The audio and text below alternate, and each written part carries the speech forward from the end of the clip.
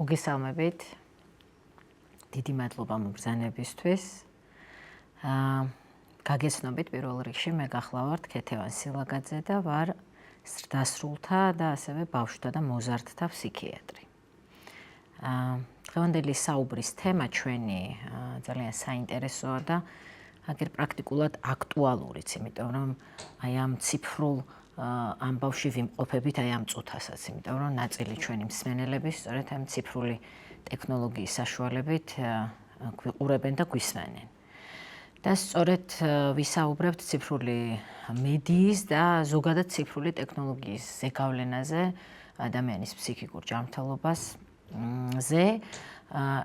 შევჩერდებით იმ საკითხებზე თუ რას შესაძლო ზიანი შეიძლება გამოიწვიოს ციფრული მედიის ჭარბმა ან თუნდაც ზომიერი რაოდენობით გამოყენებამ და ასევე ძალიან მნიშვნელოვანია რომ აუცილებლად აღვნიშნოთ ის სიკეთეები, რაც ციფრულმა ზოგადად ტექნოლოგიამ მოუტანა ადამიანს და კონკრეტულად ადამიანის ფსიქიკურ ჯანმრთელობას. პირველ რიგში აუცილებლად მინდა გამოვიყენო ეს პლატფორმა და განვსაზღვრო რა არის ფსიქიკური ჯანმრთელობა. თავისთავად ფსიქიკური ჯანმრთელობა ეს არ არის უბრალოდ რაიმე ფსიქიატრიული ან ფსიქიკური დაავადების არარსებობა. გაცილებით უფრო ფართო ცნება არის ფსიქიკური ჯანმრთელობა და მე ძალიან მომწონს მსოფლიო ჯანდაცვის ორგანიზაციის მიერ შემოთავაზებული განმარტება და თქვენს მოგაწვდით და საინტერესო იქნება შემდგომში თქვენი მოსაზრებაც ამასთან დაკავშირებით. ეს არის ადამიანის კეთილდღეობის ის მდგომარეობა, როდესაც ადამიანს შეუძლია საკუთარი შესაძლებლობების განსაზღვრა, მათი რეალიზება, შეუძლია ყოველდღიურ სტრესულ მოვლენებთან და ფაქტორებთან გამკლავება, ასევე შეუძლია პროდუქტიული არსებობა და ცხოვრება და გარკვეული კონტრიბუციის, ანუ გარკვეული წვლილის შეტანა საზოგადოებრივ ცხოვრებაში. როგორც ხედავთ, აქ არსად არ არის ნახსენები, რაიმე აშლილობა ან რომელიმე სიმპტომი ან სინდრომი და თავისთავად ეს მოიცავს პრაქტიკულად ადამიანის არამხოლოდ რაღაც გარკვეულ ბიოლოგიურ ცხოვრებას, არამედ ფსიქოლოგიურ და სოციალურ ნაწილსაც და პრაქტიკულად ბიოლოგიურ ნაწილთან ერთად ადამიანის მენტალურ ფსიქიკურ ჯანმრთელობაში თანაბარ მნიშვნელოვანია ეს სოციალური და ფსიქოლოგიური ნაწილი. სწორედ აქედან გამომდინარე ის სოციალური გარემო, რომელშიც ჩვენ ვიმყოფებით ყოველდღიურად და რომელიც ძალიან ცვალებადია, ახდენს ძალიან დიდ ზეგავლენას ადამიანის მენტალურ ჯანმრთელობაზე, პრაქტიკულად აირეკლავს ადამიანის ფსიქიკა, ყველა იმ ცვლილებას, რაც კი ხდება ადამიანის გარშემო.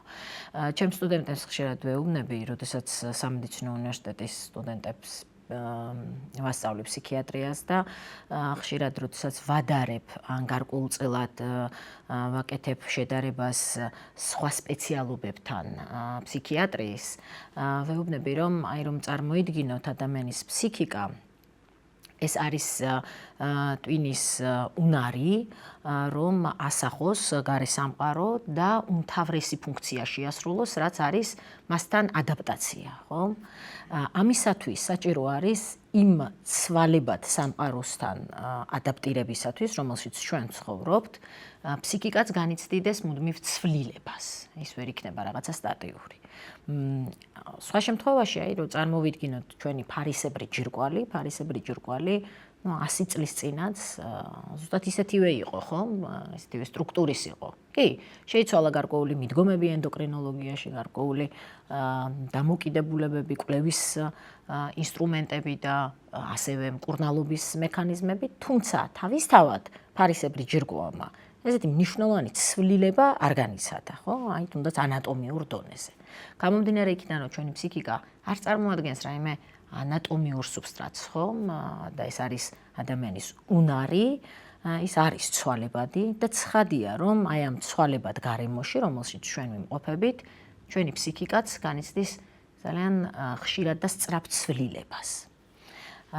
რატომ განვსაზღვრე ეს და რატომ მინდა და რომ განმემარტა კიდევ ერთხელ ეს მე ვფიქრობ, რომ ისედაც ძალიან ნათელი ფაქტი, იმიტომ რომ სწორედ აი ამ ციფრულმა ტექნოლოგიურმა რევოლუციამ, ხო, რომელიც აი ამ ბოლო რამოდენიმე 10 წლეულის განმავლობაში მოხდა, ძალიან შეცვალა ადამიანის ცხოვრება, ადამიანის სოციალური გარემო, დააყენა გარკვეული ახალი გამოწვევების წინაშე ადამიანი, ახალი სტანდარტებით შემოგთავაზა და აი ამასთან მიმართებაშიც შეიცვალა ადამიანის ფსიქიკური რეაქციები და ფსიქიკური უკავშირები. აი სწორედ ამაზე მინდა რომ დღეს ვისაუბრო, რომ როგორ შეიცვალა და ხედვა როგორ შეიცვალა აი ამ ციფრულ ტექნოლოგიასთან მიმართებაში. მაშინ, როდესაც დაახლოებით 10-15 წლის წინ ეს გარკვეულწილად ცალსახა საფრთხეს წარმოადგენდა და იყო უამრავი არასწორი, ასე ვთქვათ, ვარაუდები, არასწორი მსჯელობები, რომ ციფრული ტექნოლოგია ცალსახად იწვევდა მავნე, ასე ვთქვათ, ზეგავლენას ადამიანის მენტალურ ჯანმრთელობაზე. და მათ შორის შესაძლოა თქვენთვის დღემდე ძალიან კარგად ცნობილი და აქტუალური თემა არის, რომ гаджеტების და სხვადასხვა ციფრული ტექნოლოგიების გამოყენება, ხშირ და დიდი დროით გამოყენებას უკავშირებენ პირდაპირ მნიშვნელოვნად სხვადასხვა მენტალური აშლილობების გამოწვევას, როგორც არის თუნდაც აუტიზმი, ხო? დროთა განმავლობაში ჩატარებულმა დაკვირვებამ და კვლევებმა, იმიტომ რომ საბედნიეროდ უამრავი ადამიანი დაინტერესდა აი ამ საკითხებით მეცნიერულ დონეზე და შესაბამისად დაგროვილმა ამ ინფორმაციამ, რომლის დამუშავებაც მოხდა, ცხადყო, რომ სულაც არა აქვს იმგვარი ნეგატიური ზეგავლენა ციფრული მედიის გამოყენებას და ციფრული ტექნოლოგიის გამოყენებას, როგორც ამას ვარაუდობდნენ და როგორიც ამის სჯეროდათ. თუმცა ფსიქიატრია და საერთოდ ფსიქიკური ჯანმრთელობა საკმაოდ მიჩვეულია სხვადასხვა სტერეოტიპების და მასტიგმატიზირებელი დამოკიდებულებების არსებობას, ხო? და არც ეს არის ამ შემთხვევაში გამონაკლისი. თუმცა მინდა რომ გამოვიყენო მსგავსი საუბრები იმისთვის, რომ აი ეს მითები დავამსხვრიოთ და პირიქით იმ სიკეთეებზე ვისაუბროთ, რაც მოგვიტანა და იმ სწორ ინფორმაციის გავრცელებაზე ვიზრუნოთ, რომელიც მნიშვნელოვანი აი ამ სტერეოტიპული და არაჯანსაღი მასტიგმატიზირებელი დამოკიდებულებების შესაცვლელად. პირველ რიგში ძალიან საინტერესო იყო კვლევა, რომელიც ჩატარდა უახლეს პერიოდში, ეს იყო კოვიდის პერიოდი და აუცილებლად უნდა აღვნიშნოთ ეს პანდემიის ეპოქა, იმიტომ რომ პრაქტიკულად აი ამ პანდემიის ეპოქამ გამოიწვია ძალიან დიდი ინტერესი, იმიტომ რომ ეს იყო პრაქტიკულად 2 წელი, შეიძლება ესე უხეშად ვივარაუდოთ, როდესაც ჩვენ პირდაპირ გადავედით და ვცხოვრობდით აი ამ ციფრულ გარემოში, ხო? ადამიანები მუშაობდნენ ციფრული, ასე ვთქვათ, ციფრულ სივრცეში, სწავლობდნენ ციფრულ სივრცეში და პრაქტიკულად კომუნიკაციაც უმეტესი წილი, ასე ვთქვათ, მოდიოდა სწორედ აი ამ ციფრულ გარემოზე. ამიტომ ბუნებრივია იყო ეს დაგროვდა ძალიან დიდი ინფორმაცია ამ პერიოდში და აი ამ დამუშავების შედეგად, რა თქმა უნდა, ყველა ფიქრობდა და ვარაუდობდა, რომ ერთ-ერთი ნეგატიური ზეგავლენა, რაც კი შეიძლება ადამიანის ფსიქიკაზე ციფრული ტექნოლოგიის გამოყენებამ მოახდინოს, ეს არის ძალიან დიდი დროით ციფრულ მედიასთან გატარება, დიდი დროის ციფრულ მედიასთან და ციფრულ ტექნოლოგიასთან გატარებას, რაც პრაქტიკულად აი ამ კვლევებმა უარყო და არანაირი მნიშვნელოვანი კორელაცია მენტალური ჯანმრთელობის პრობლემებსა და ციფრული ტექნოლოგიის გამოყენების დროს შორის ნანახი არ იქნა. ხომ ეს ერთი შეხედვით შეიძლება გასაკვირი იყოს და ჩემთვისაც რაღაც მომენტში გასაკვირი იყო ეს, რომ როგორ კაცო ადამიანი, რომელიც დღის უმეტეს ნაწილს ატარებს ციფრულ ტექნიკასთან, როგორ შეიძლება მას არ ჰქონდეს, ასე ვთქვათ, გარკვეული მენტალური პრობლემები. თუმცა კიდევ ერთხელ ხას გაუსვავ, რომ ძალიან სანდო კვლევების ანალიზის შედეგად სწორედ აი ეს დადგინდა, რომ დროს მე ხას გაუსვავ, აი ამ დროზე არის გატარებული ციფრულ ტექნიკასთან გატარებულ დროზე არის საუბარი, ხო? და მენტალურ ჯანმრთელობის პრობლემებთან ჭიდრო კორელაცია ერთმანეთთან ნამდვილად არ იქნა ნანახი. მაშინ რას აქვს მნიშვნელობა ამ შემთხვევაში? თუ კი არა აქვს მნიშვნელობა დროს, აქვს მნიშვნელობა იმ ხარისხს და იმ შინაარს, თუ რას აკეთებს ადამიანი და რაში გამოიყენებს აი ამ ციფრულ ტექნოლოგიას, ასე ვთქვათ, რითი არის დაკავებული, რა შინაარსის არ ვიცი, სოციალური მედია იქნება თუ ინფორმაცია იქნება, იყენებს ციფრული ტექნოლოგიისგან და არა იმას, რამდენი ხანი, ასე ვთქვათ, აქვს მოხმარებაში ესა თუ ის გაჯეტი. აი ამ კვლევების შედეგად იქნა ძალიან საინტერესო ანალიზი, ასე ვთქვათ, შემოთავაზებული, რომ ბავშვებსა და მოზარდებში ჩატარდა სპეციფიური კვლევა და დადგინდა, რომ ის მოზარდები, რომლებიც ხშირად იყენებენ სოციალურ მედიას, ასე ვთქვათ, მედია საშუალებებს, მესიჯების, აი მოკლე ტექსტური შეტყობინებების გასაგზავნად, აი ეს ბავშვები იმ ბავშვებთან შედარებით, რომლებიც არ იყენებენ სოციალურ მედია საშუალებებს, ტექსტების გასაგზავნად. აი მათთან შედარებით გაცილებით უკეთესი უნარი აღმოაჩნდათ სტრესთან გამკლავების და გაცილებით ნაკლები იყო ამ ბავშვებში შფოთვის განვითარების და შფოთვითი აშლობის არსებობის რიცხვი. ბავშვებთან შედარებით, რომლებიც იყენებენ სოციალურ მედიებს, თუმცა მიმოწერაში არ იმყოფებიან სხვა ადამიანებთან.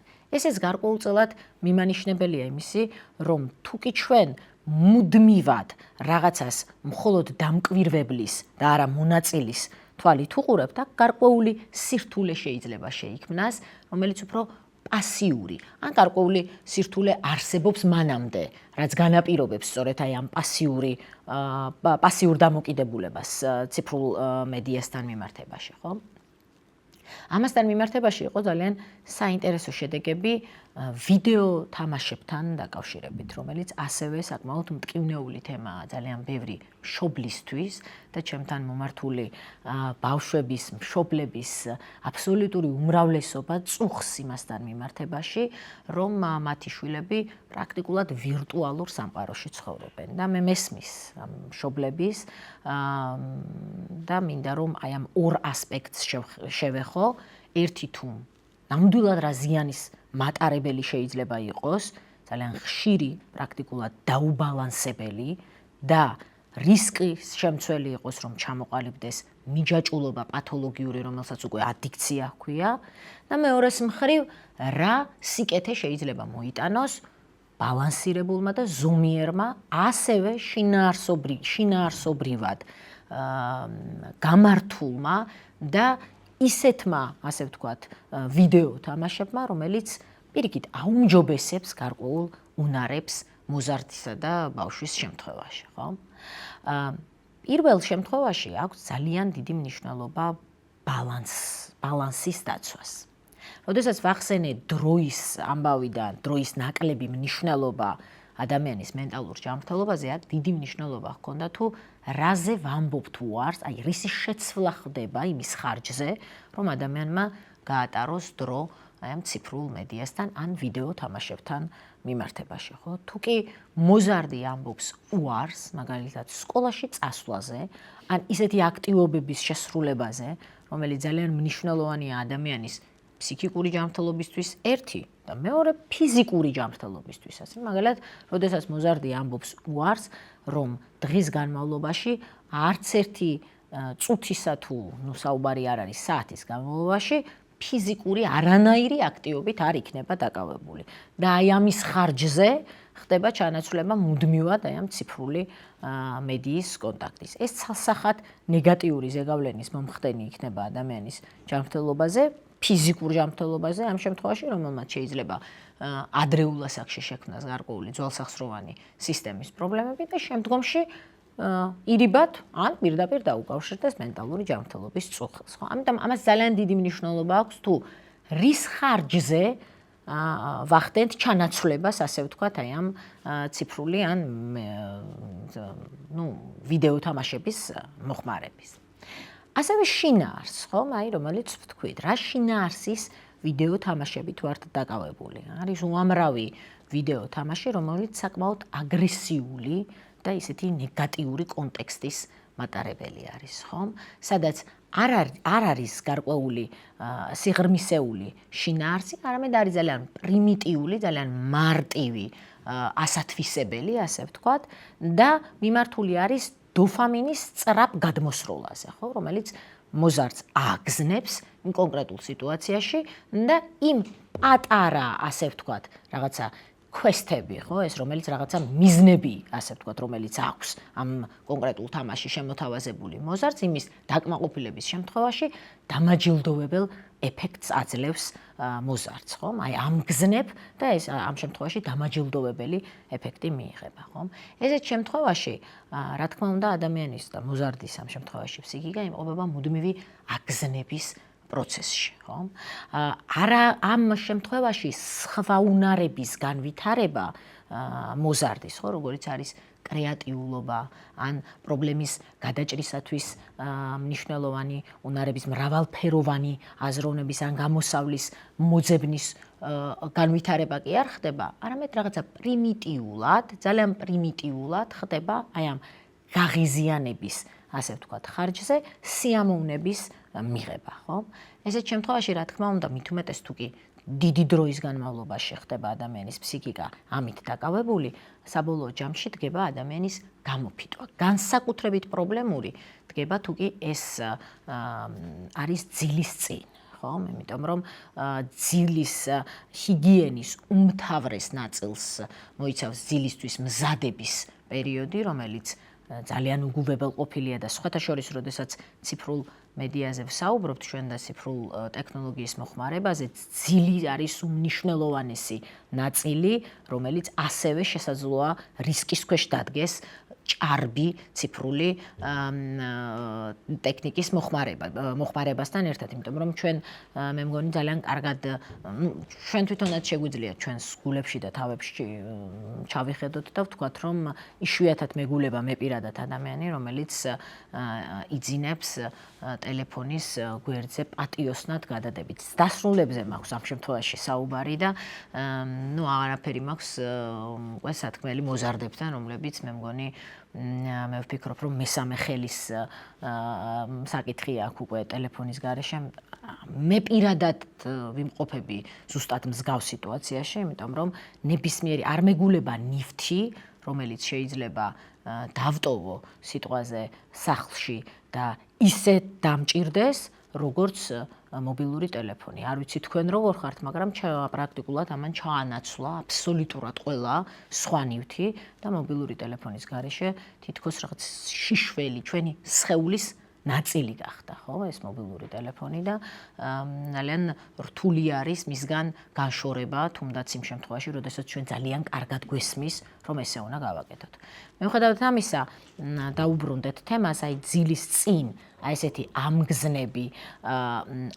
ამგზნები ვიდეო თამაშებით, ასე ვთქვათ, დაკავება ასევე ძალიან დიდ პრობლემას უქმნის მოზარდს ძილში, ძილის მდგომარეობაში გადასვლაში, ხო? ამიტომ ძალიან ხშირად მოზარდები, როდესაც მოდიან თავად შემთან, პრაქტიკულად აბსოლუტურ უმრავლესობასთან ძილის რეჟიმი არის დარღვეული. რაც განპირობებულია არა იმით, რომ არ მივდივარ და არ ვიძინებ, არამედ მეუბნებიან, რომ მივდივარ, აი ვდებ ამას, მაგრამ ვეღარ ვიძინებ, ხო? და აი ამ ვეღარ დაძინებას რა თქმა უნდა აქვს თავისი მიზეზი, იმიტომ რომ აგზნებულ მდგომარეობაში ადამიანი უცებ ვეღარ გადადის მოსვენებულ მდგომარეობაში და შესაბამისად უჭირს ჩაძინება. მოთმინებაც გართულებულია უკვე და საშუალოდ 30 წუთი ჩაძინების მდგომარეობისთვის ეს ნორმად ითვლება, თუმცა 30 წუთი უკვე მოზარდები ვეღარ ითმენენ აი ამ ასე ვთქვათ ჰორიზონტალურ მდგომარეობაში და მათ უკვე მიაჩნიათ, რომ ისინი ვერ დაიძინებენ ან არ ეძინებათ და ისევ დგებიან და აგრძელებენ სიტყვაზე გაჯეტთან ან მობილურ ტელეფონთან ან კომპიუტერთან ურთიერთობას.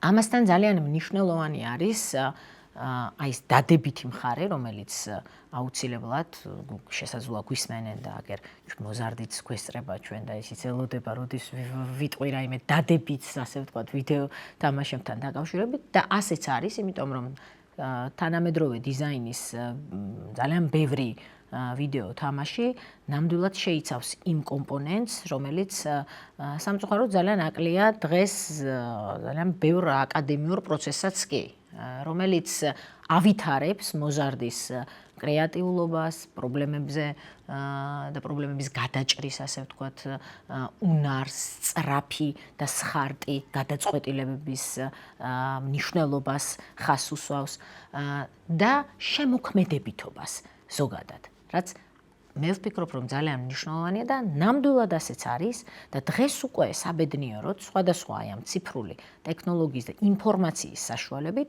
შეგვიძლია რომ მოვახდინოთ კატეგორიზაცია აი ამ თამაშების და მოვახდინოთ მშობელთან ერთად, ხო, მე სულ ვურჩევ ჩემს მოზარდებს, რომ ესაუბრონ მშობლებს და აუხსნან კონკრეტული თამაში, რისთვის იქნება კარგი და ასეთ შემთხვევაში უფრო ნაკლებ წუხილს მიიღებენ მშობლებისგან, რომ კატეგორიულად შეწყვიტონ, ასე ვთქვათ, ესა თუ ის თამაში. მეტიც მშობლებს ვურჩევ ბავშვებთან ერთად დაკავდნენ გარკვეული ვიდეო თამაშებით, იმიტომ რომ ძალიან მართლა ნამდვილად ძალიან კარგი დიზაინის და შინაარსის თამაშები არის დღეს უკვე გამოსული და სამწუხაროდ დღევანდელი რეალობიდან გამომდინარე მშობლებს ძალიან უჭირთ, რომ მუდმივად რაიმე გარე სივრცეში იყვნენ მოზარდებთან ერთად. ხშირად ვერ ხერხდება ეს და მერწმუნეთ სახლშიც შეიძლება იმ აქტივობებით,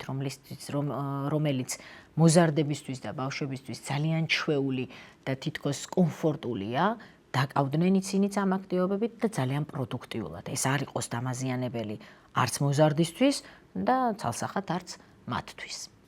ამასთან ძალიან დიდი მნიშვნელობა აქვს, რომ მოვახდინოთ ბალანსი. რას ნიშნავს ბალანსი?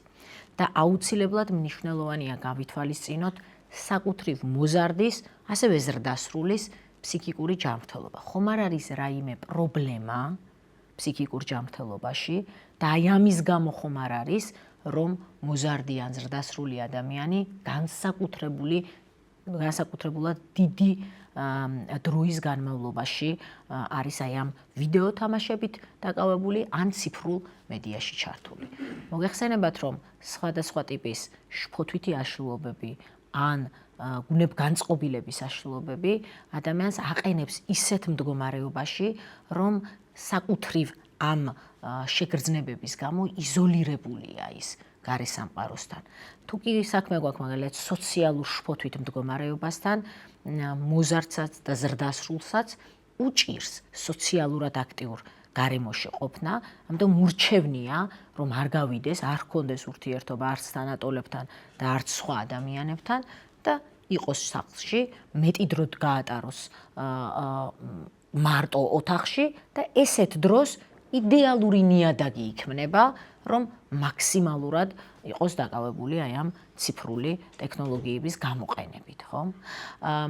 ამასთან ძალიან დიდი მნიშვნელობა აქვს ადამიანის სტრუქტურის გაგებას. ხომ არ არის გარკვეული პრობლემა და პრობლემა საკუთარ თავთან მიმართებაში, რომელიც თვითშეფასების პრობლემას წარმოადგენს და სწორედ ამიტომ, რომ მისი უკმაყოფილება საკუთარ რეალურ თავთან მიმართებაში იმხელაა, რომ მას ურჩევნია ვირტუალურ გარემოში, ასე ვთქვათ, კომუნიკაცია, ხო? იმიტომ რომ იმ ვირტუალურ სამყაროში კომუნიკაცია, რომლის საშუალებასაც ციფრული მედია სთავაზობს, მოზარდსაც და ზრდასრულსაც, იქ გარკვეულწილად თავად არის განმკარგველი იმ ვიზუალური ეფექტის იქნება თუ სხვა თვისებების, რომელიც რეალურ ცხოვრებაში ნაკლებად შეუძლია, ხო?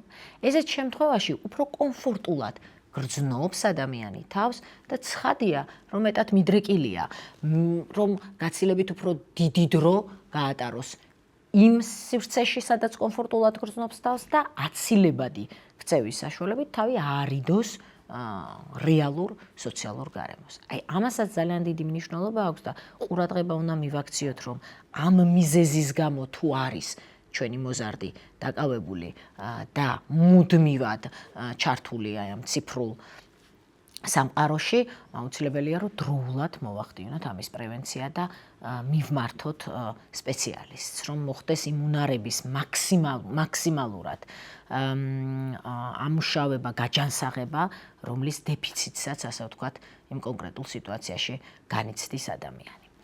საფრთხეებთან მიმართებაში ძალიან მნიშვნელოვანია, რომ ავღნიშნოთ ის საფრთხეები, რომლებზეც პრაქტიკულად მოზარდებიც საუბრობენ, რაც აი ამ მედია სივრცეში შეიძლება არსებობდეს და დღეისათვის ერთ-ერთი ასეთი ყველაზე მნიშვნელოვანი საფრთხე ეს არის კიბერბულინგის საფრთხე, ხომ? საერთოდ ბულინგის ფენომენი დღეს ძალიან აქტუალურია, უამრავი ადამიანი ამაზე საუბრობს და ფსიქიკური ჯანმრთელობის სპეციალისტების ინტერესსაც განსაკუთრებით იქცევს. რადგან დღევანდელი ჩვენი თემა მაინც მედია, სოციალურ ტექნოლოგიას და მედიას ეხება, ამიტომ მოდი შევჩერდეთ ჩვენ აი ამ კიბერბულინგზე, ხომ? და იმ საფრთხეზე, რომლის წინაშეც მოწყვლადი ჯგუფები და ცხადია რომ ეს მოწყვლადი ჯგუფები წარმოადგენენ მოზარდები, ბავშვები და გარკვეული ფსიქიკური პრობლემების მქონე ადამიანები,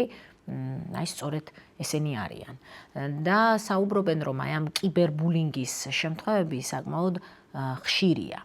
განსხვავებით რეალურ ცხოვრებაში არსებულ ბულინგისგან, კიბერბულინგს უფრო მეტი მახასიათებლები და უფრო მეტად პრობლემური ფაქტორები ახასიათებს. პირველ რიგში ის, რომ ამოცნობა პიროვნებების, რომლის მხრიდანაც ხდება ეს გარკვეული ძალადობა, რთული ხდება და ყველასათვის შესაძლებელი არ არის, რომ ამოიცნოს ეს. რაც იმ ადამიანებს, ვინც ახორციელებენ, ასე ვთქვათ, ბულერებს, უფრო თავისუფალ სივრცეს უტოვებს და უფრო თავისუფლად ეძებენ ბრჭყალებში იმ მსხვერპლს, რომელიც შეიძლება მათი ბულინგის მსხვერპლი აღმოჩნდეს.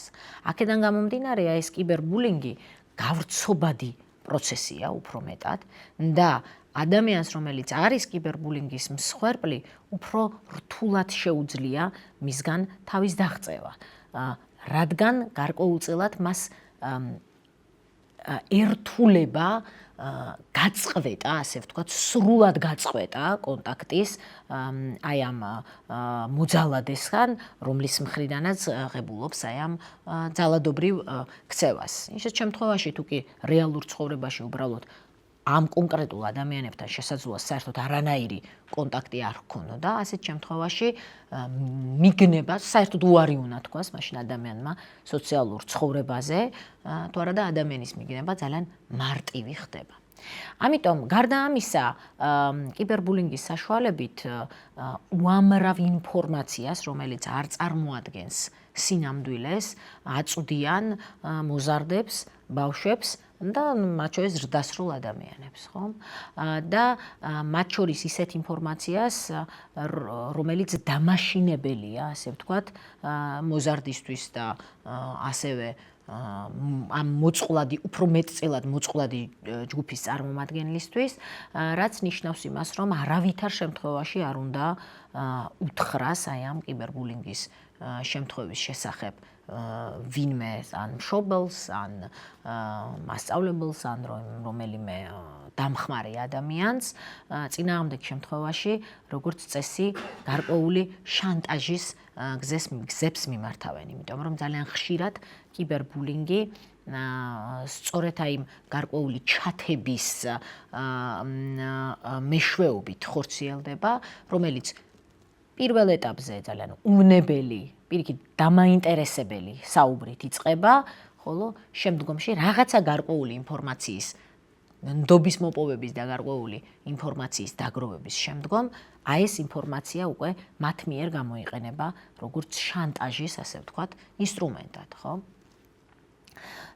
ჩვენ სპეციალისტები და ის ადამიანები, რომლებიც მუშაობენ კიბერბულინგთან დაკავშირებით, მუდმივად ვაძლევთ აი ამ რეკომენდაციას მშობლებსაც და საკუთრივ იმ ადამიანებს, ვინც შეიძლება ოდესმე აღმოჩენილან და ან აღმოჩნდებიან კიბერბულინგის სამიზნე და მსხვერპლი, რომ უმთავრესი რაც არის, ეს არის რომ მათ არ ქონდეთ სირცხვილის განცდა და დანაშაულის შეგრძნება. იმიტომ რომ ეს ორი განცდა და შეგრძნება არის სწორედ ის წინაღობა, რაც ამ ადამიანებს ხელს უშლით რომ საბოლოოდ დაასრულონ, ასე ვთქვათ, აი ეს ზეწოლა და ძალიან ნეგატიური ზეგავლენა.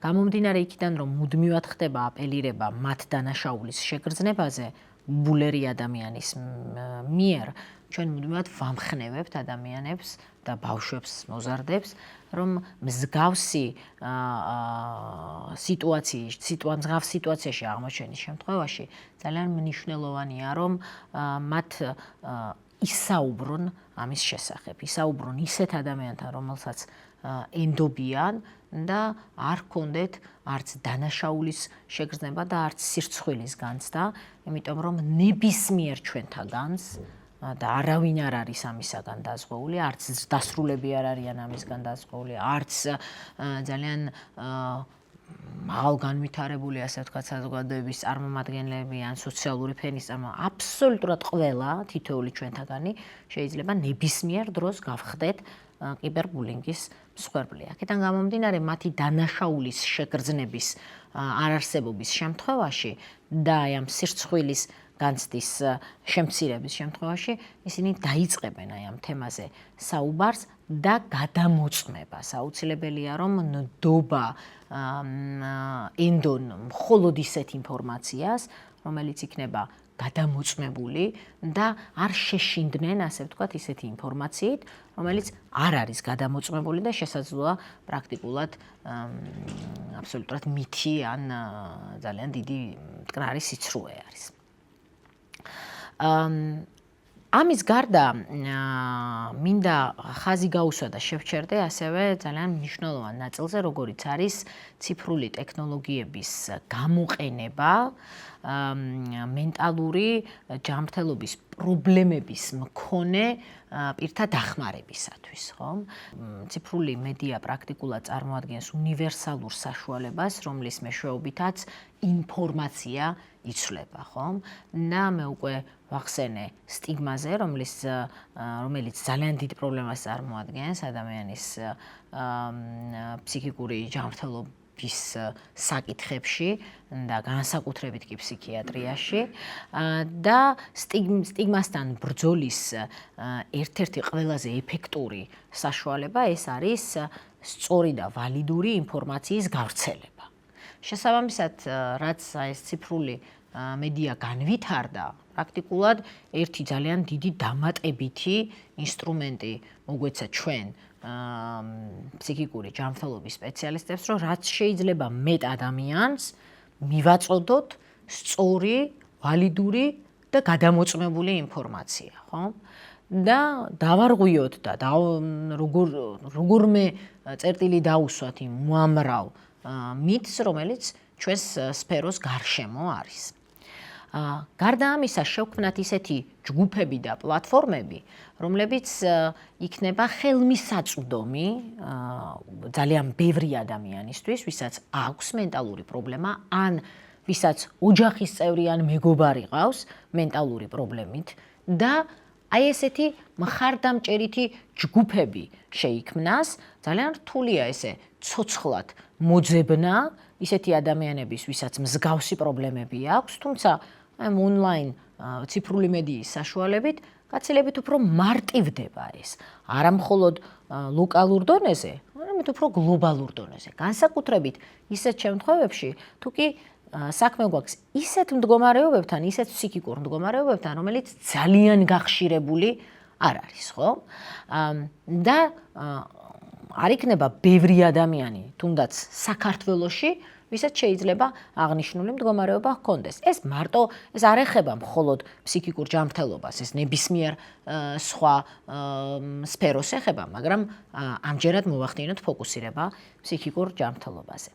ამისათვის ძალიან კარგი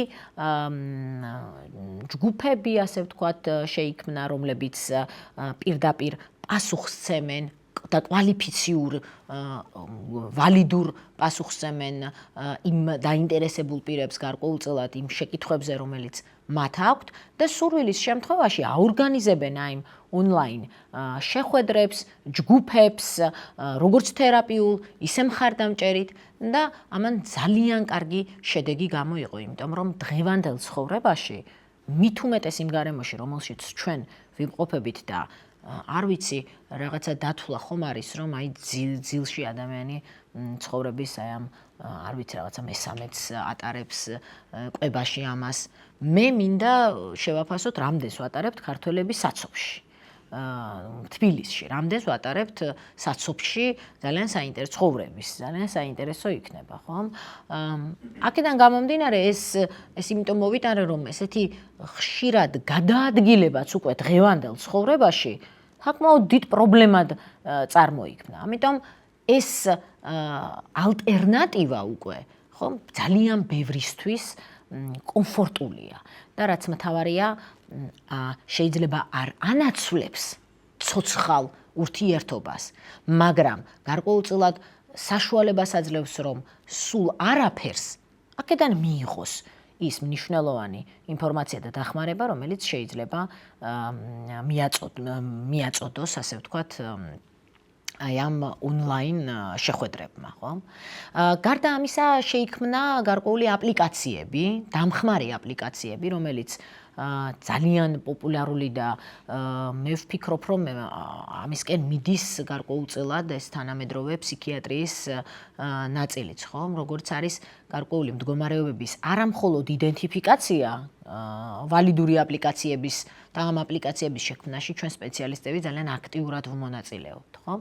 არამედ მონიტორინგის პროცესში, იმიტომ რომ თქვენთვის კარგად ცნობილია, რომ სამწუხაროდ ფსიქიატრიაში არ არის რაღაცა კონკრეტული სადიაგნოსტიკო ანალიზები, ასე ვთქვათ, ხო? აი სისხლის ანალიზით ვერ დაადგენ ადამიანის აქვს თუ არა დეპრესია, ან აქვს თუ არა პანიკური აშლობა, ხო? ეს კლინიკური დიაგნოზს წარმოადგენს და ოქროს სტანდარტი ისევ კლინიკური ინტერვიუა. შესაბამისად, როდესაც ადამიანი განმეორებით ვიზიტზე მოდის და მე უნდა შევაფასო ჩემი მკურნალობის შედეგი, ასევე კლინიკურად ვაფასებ, ხო?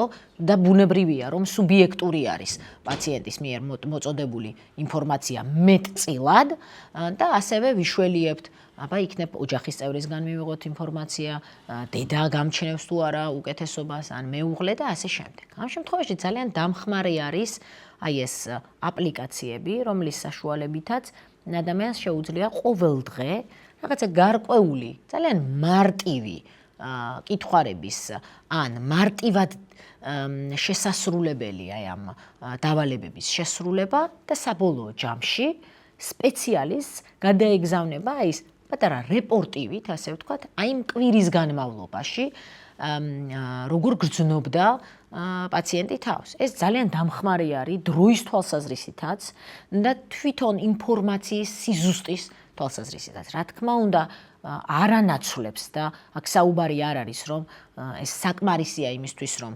მოვახდინოთ ან მკურნალობის შეცვლა, ან გაგრძელება, რა თქმა უნდა, არანაცვლებს პაციენტთან პირად ურთიერთობას, თუმცა დამხმარე საშუალებად, როგორც შედარებით უფრო ობიექტური განმსაზღვრელი ადამიანის ფსიქიკური მდგომარეობისა ნამდვილად არის. ამას გარდა აი ეს აპლიკაციები შეიქმნა იმგვარიც, რომელიც საგანმანათლებლო ფუნქციას ატარებს, ხომ? და დაინტერესების შემთხვევაში აი ესეთი ვალიდური კიდევ ერთხელ ხაზგაუსვა, იმიტომ რომ ძალიან დიდი მნიშვნელობა აქვს და ამაზეც მექნება საუბარი დახარისხებას ამ ინფორმაციის, იმიტომ რომ ეს ინტერნეტ სივრცე და ციფრული სივრცე გვთავაზობს უამრავ ინფორმაციას და ერთ-ერთი შეიძლება შეკითხვა თუ როგორ უნდა დავიცვათ ამისგან თავი, არის სწორედ ის, რომ უნდა დავახარისხოთ, ხომ? ეს ინფორმაცია, იმიტომ რომ ერთ-ერთი ყველაზე ნეგატიური ზეგავლენა, რაც შეიძლება აი ამ ციფრული მედიის გამოყენებამ ადამიანის ფსიქიკაზე მოახდინოს, ეს არის გამოფიტვა. იმიტომ რომ თუ კი ძალიან დიდი რაოდენობით ისეთი ინფორმაციის მიღება იქნება ადამიანის მიერ, რომლის გადამუშავების რესურსი მას არ გააჩნია, ის აუცილებლად გამოიფიტება. აი ამიტომაც ძალიან დიდი მნიშვნელობა ენიჭება ეგრეთ წოდებულ დიეტას, მე ასე ვეძახი, ხომ, რომ გაიფილტროს ეს ინფორმაცია და შესაბამისად ის ნეგატიური კონტექსტი, რომლითაც სამწუხაროდ დღეს შეიძლება სავსე იყოს ჩვენი მედია სივრცე და საერთოდ გარემო, იმიტომ რომ გარემოს ასახავს ეს მედია სივრცეც, აუცილებელია რომ ადამიანის მიერ გაფილტრული იყოს, რათა მოახდინოს პრევენცია იმ გადაწვის, გადაძაბვის და გამოფიტვის, რომელიც შეიძლება დადგეს ამის მოხმარების შემდგომ. რომ დავასრულოთ ეს საკითხი, კიდევ ძალიან მნიშვნელოვანი არის, რომ შეიქმნა გარკვეული აპლიკაციები, რომლის საშუალებითაც ადამიანებს სწორი ინფორმაცია მიეწოდებათ ამა თუ იმ მენტალური მდგომარეობების, ან ფსიქიკური დარღვევების შესახებ. დღესდღეობით ძალიან ბევრს საუბრობთ, ხომ და თუ კი გავაჩერებთ ესე შემთხვევითობის პრინციპით 10 ადამიანს და შევეკითხებით, იცის თუ არა მან რა არის დეპრესია, 10-დან დაახლოებით 9 თავისუფლად შეეცდება, რომ ახსნას დაადასტურებს, რომ დიახ, მე ვიცი რა არის ეს დეპრესია და დაიწყებს ამის ახსნას ძალიან ისე მყარად, ხო? აი 10-დან ამ 10 ადამიანიდან შეიძლება ერთმაც არ იცოდეს რა არის სკლეროდერმია. ხომ, რომ გავაჩეროთ და შევეკითხოთ. ასე არის ინტერნეტ სივრცეში. თქვენ თუ მოგიკრავთ თვალი, თუ კი ადამიანი დაწერს, რომ აი ჯგუფებია, მენტალური დახმარების ჯგუფი, ან ზოგადი ჯანმრთელობის ჯგუფი და ასე შემდეგ. სადაც ძალიან ხშირად ადამიანები საკუთარ პრობლემას აზიარებენ. და თუ კი დაწერს, რომ აი მე მაქვს დეპრესია და რას მირჩევთ? თქვენ შეიძლება შენიშნოთ, რომ ასობით კომენტარი შეიძლება დახვდეს აი ამ წინადადებას. მაშინ, როდესაც აი გამარჯობათ მეგობრებო, მე მაქვს სკლეროდერმია, იქ შეიძლება იყოს 10 კომენტარი და 10-ვე იქნება, რომ მიმართე ექიმს, შესაბამის ექიმს. ხო?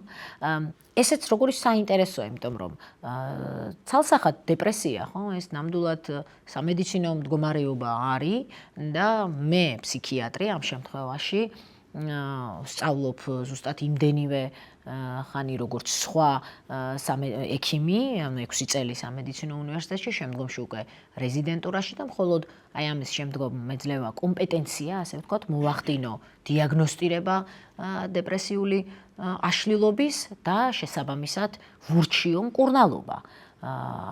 მაშინ, როდესაც ფსიქოლოგები და ფსიქოთერაპევტები ასევე ხანგრძლივ სწავლების კურსს გადიან და აკადემიურ სწავლებას გადიან იმისთვის, რომ ასევე ფსიქოლოგიური დიაგნოსტირება მოახდინონ და დაეუფლონ ამა თუ იმ მეთოდს მკურნალობის და დაიწყონ შემდგომში უკვე რაიმე რჩევების მიცემა აი ამ საკუთარი ცოდნის და გამოცდილებებიდან გამომდინარე, ხო?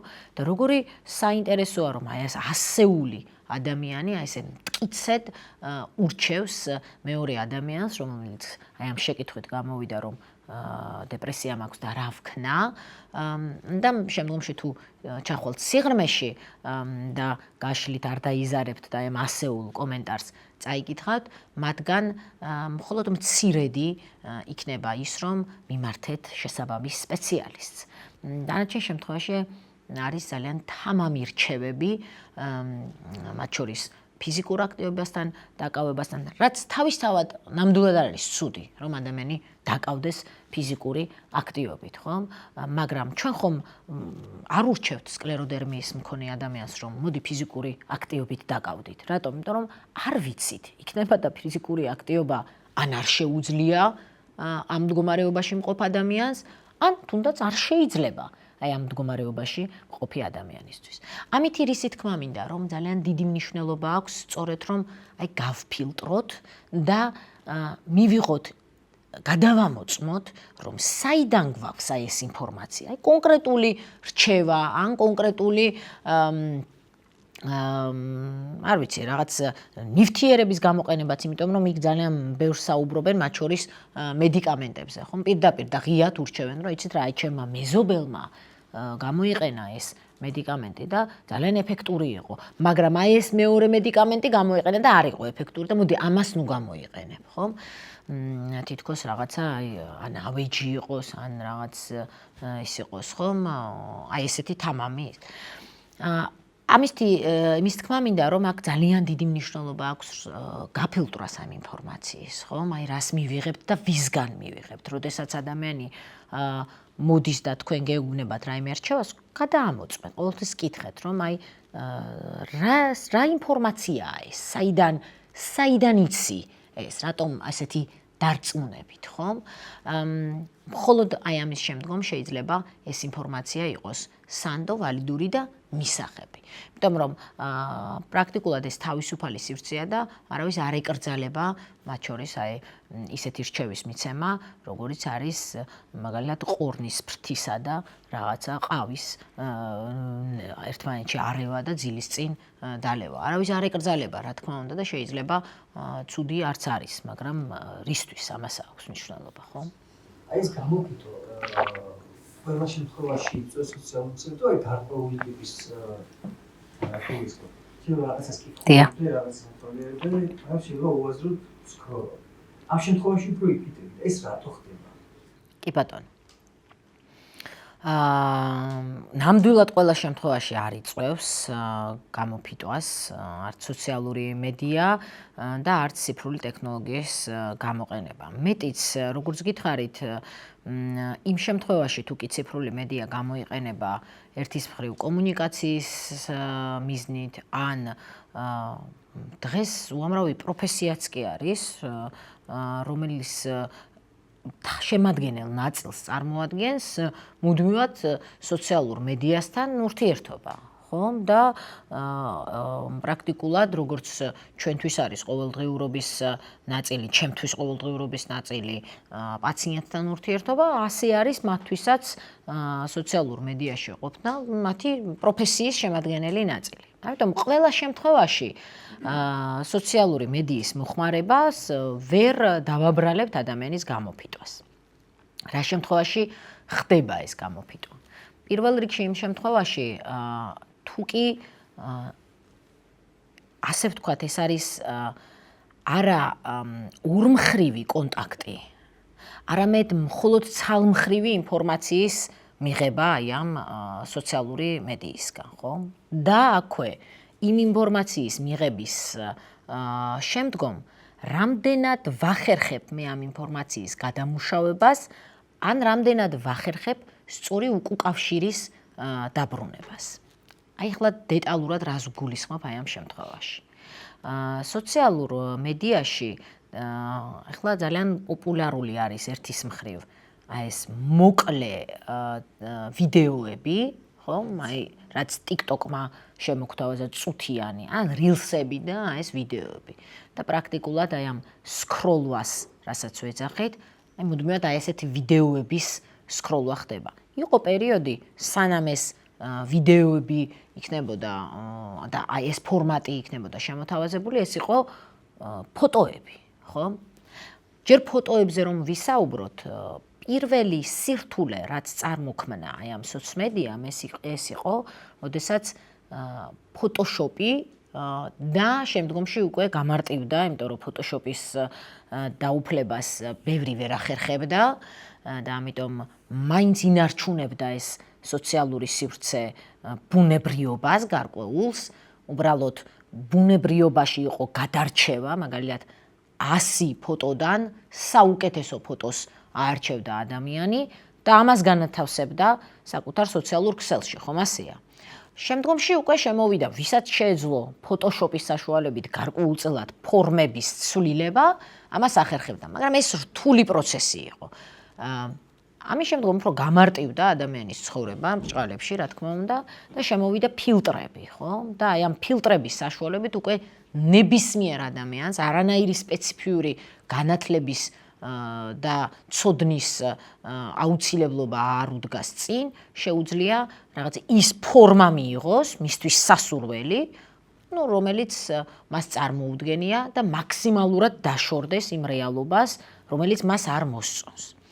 ამისი აუცილებლად აქ პრობლემა საკუთრივ ამ ქცევაში კი არ არის, არამედ იმაში არის, რომ ამისი აუცილებლობა რამ შექმნა, ხო? და აი სწორედ შექმნა იმ გარკვეულმა სტანდარტებმა, რომელიც აი ამ სოციალურმა მედიამ შემოგთავაზა და მიუთითა, ასე ვთქვათ, და ერთ-ერთი სირთულე, რაც აი ამ სოციმედიის გამოყენებას აქვს და ერთ-ერთი მავნეზე გავლენა, არის სწორედ აი ეს ზეწოლა ბრჭყალებში, რომელიც შეიძლება ამ სოციალური მედიისგან ადამიანზე წამოვიდეს, რომ ის არასაკმარისად კარგია. ხომ არასაკმარისად კარგობაში ადრე თუ მხოლოდ ვიზუალური ნაწილი შედიოდა, ანუ მაგალითად მოზარდი ნახულობდა ფოტოებს, სადაც მის თანატოლებს აქვთ გადაწყრიალებული სახე, ისეთი ფორმები, რომელიც მხოლოდ ესე ფილმში ან იმასში არარეალურ ან თამაშებში თუ უნახავთ, ხო? და ამას რომ ნახულობდა, მეაჩნდა რომ ეს შესაძლებელია, ეს ბუნებრივია, თან მით უმეტეს რაც უფრო განვითარდა ეს ტექნოლოგია, მით უფრო ბუნებრივად იყო შემოთავაზებული და ეჭვი არ შეჰქონდა არავის, მე დღემდე არ შემოქვს რაღაც გარკვეულ ფოტოებში ეჭვი, რომ ეს შეიძლება არ იყოს ბუნებრივი. და გადაწყვიტა ადამიანმა, რომ აი ესეთები არიან სხვები და მე ვარ განსხვავებული. ამიტომ გაუჩნდა ეს დისფუნქციური აზრი, რომ მე არასაკმარისად კარგი ვარ და მე არასაკმარისად ლამაზი ვარ, ხო? აი ამ განცდამ შესაძლოა ადამიანი მიიყვანოს დაბალ თვითშეფასებამდე და მათ შორის დეპრესიულ ან შფოთვით მდგომარეობის თუ კი მით უმეტეს მოწყვლადია თუ კი სტრუქტურა მისი ფსიქიკის, მიდრეკილია ამ მდგომარეობის ჩამოყალიბებაზე, ხო? ამის შემდგომ, რაც აი ეს რილსები და ვიდეოების შემოთავაზება მოხდა, სხვადასხვა სიუჟეტები არის, ხო? და ძალიან ბევრ სიუჟეტში ადამიანის ცხოვრება არის იქ სხვა ადამიანების, ეგრეთ წოდებული, არ ვიცი, ეს ინფლუენსერი, ქართული შესატყვისი ზემოქმედი თუ როგორ არის ქართულად ქართულადაც ინფლუენსერი. არ გვაქვს საკმარისი შესატყვისი სიტყვა ქართულ ზეგავლენის მენეჯერი, გადასარევია პირველი ის მივიღეთ შემოთავაზება, ზეგავლენის მენეჯერი. დავარქვათ, მე მომწონს ესე ვიხმარ მაშინ ჯერჯერობით, სანამ ამაზე კარგს ვინმე არ შემოგთავაზებს. მოკლედ აი ამ ზეგავლენის მენეჯერებმა შემოგთავაზეს მათი ცხოვრების ვიდეოები, ასე ვთქვათ, ხო? და ადამიანები, რომლებიც ვუყურებთ, ჩვენ გონია, რომ სხვა ადამიანების ცხოვრება ისეა, როგორც იქ ჩანს, ხო? მათი სახლები, ან მათი სამუშაო სივრცეები და ბუნებრივია რომ დამერწმუნეთ ყოველდღიური რუტინა, ხო, მაგალითად საცობში ყოფნა, მაინც და მაინც საინტერესო სხვისთვის არ არის. მაშინ როდესაც რაღაცა ძალიან ლამაზი სახლის თაროების დალაგება და იმების დასაწყობება, საკვების საშუალებების დასაწყობება, სხვადასხვა ზომის, ეს შეიძლება უფრო სასიამოვნო პროცესი იყოს. რა მინდა ამით თქვა, რომ ადამიანებს ასევე ილუზორულად შეექმნათ იმის განცდა, რომ სხვა ადამიანების ცხოვრება არის ასეთი. და რომ მიხვდნენ, რომ მათი ცხოვრება ასეთი არ არის, ასევე შეექმნათ ეს არასაკმარისობის და არა კარგობის, ასე ვთქვათ, განცდა და ამანაც განაპირობა ერთის მხრივ ეს გაღიზიანება და გამოფიტვა. ეხლა ერთი წუთით წარმოიდგინეთ, რომ თან ესეთი ალგორითმი აქვს ამ სოციმედიას, რომ რაც უფრო ხშირად უყურებ და არც არავინ არ გვისმენს ამ შემთხვევაში და არც არავინ არ გვითვალთვალებს, ალბათ, არ ვიცი, შეიძლება გვისმენენ და გვითვალთვალებენ, მაგრამ ამ შემთხვევაში ეს ამ ალგორითმის გამოა, ხომ, რომ როდესაც რაღაცას მე ვეძებ, მაგალითად უთო მაქვს აყიდელი და ერთხელ უთშევალ რომელიღაც გვერდზე, რომელიც უთოებს მთავაზობს, ჩემ მთელი ერთი კვირა ახალი უთოები შემოდის და როცა მივიღებ გადაწყვეტილებას, რომ შევიძინო გარკვეული უთო მე პირადად ყოფილვარ ამის მსხვერპლი და მივიღე უცებ გადაწყვეტილება რომ ეს ძალიან კარგია ფასითაც მისაღებია აგერ კარგი ისა ამ დროს და მივიღე გადაწყვეტილება შევიძინე გრძელდება ახალ-ახალი უთოების შემოთავაზება და შესაძლებელია რომ ახლა მეოთხე დღეს მე კი უკვე შევიძინე უთო აღმოვაჩინო კიდევ უფრო უკეთესი უთო და გამიჩნდეს ეს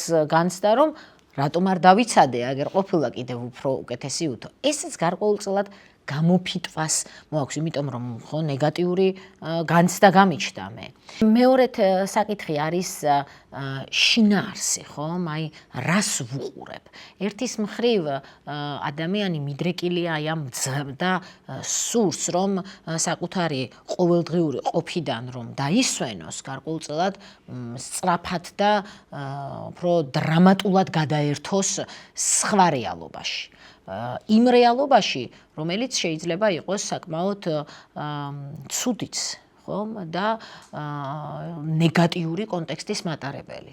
ძალიან ბევრი კვლევა ჩატარდა და აღმოჩნდა რომ ყველაზე მეტად ადამიანებს მოსწონთ და ყველაზე ხშირად უყურებენ სხვა ადამიანების კონფლიქტს და ჩხუბს.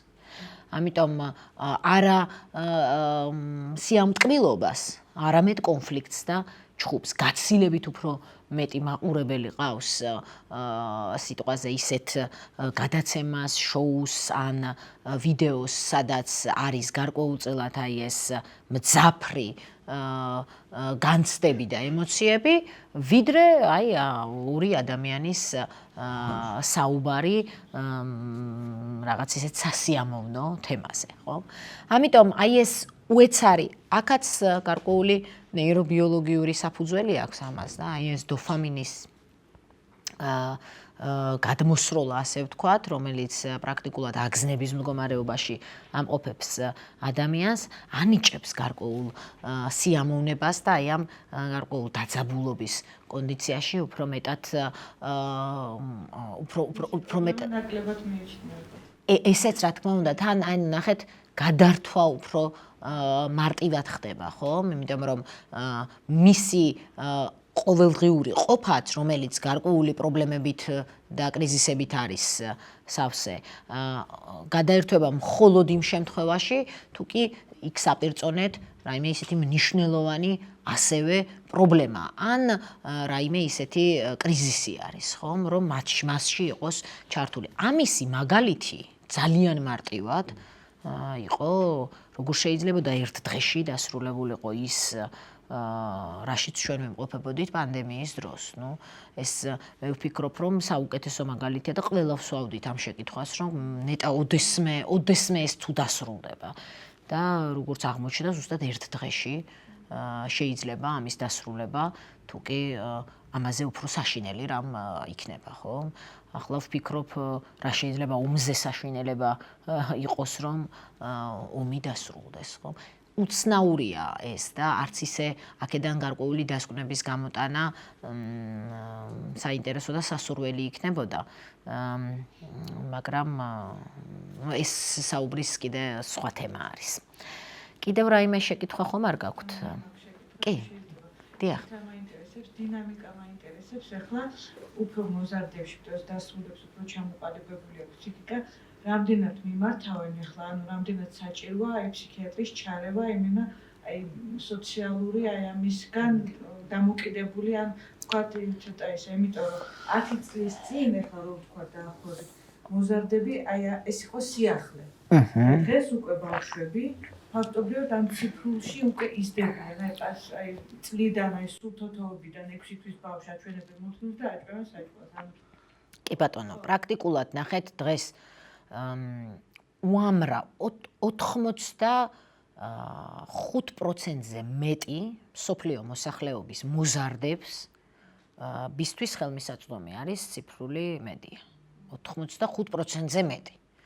ის 15% თქვენ შეგიძლიათ წარმოიდგინოთ, ახლა რა კონტინგენტზე მოდის და ისეთ სამწუხაროდ ძალიან დაბალი შემოსავლების ქვეყნებზე, სადაც უბრალოდ ამისი ტექნიკური ხელმისაწვდომობა არ არის და არაფერი სხვა.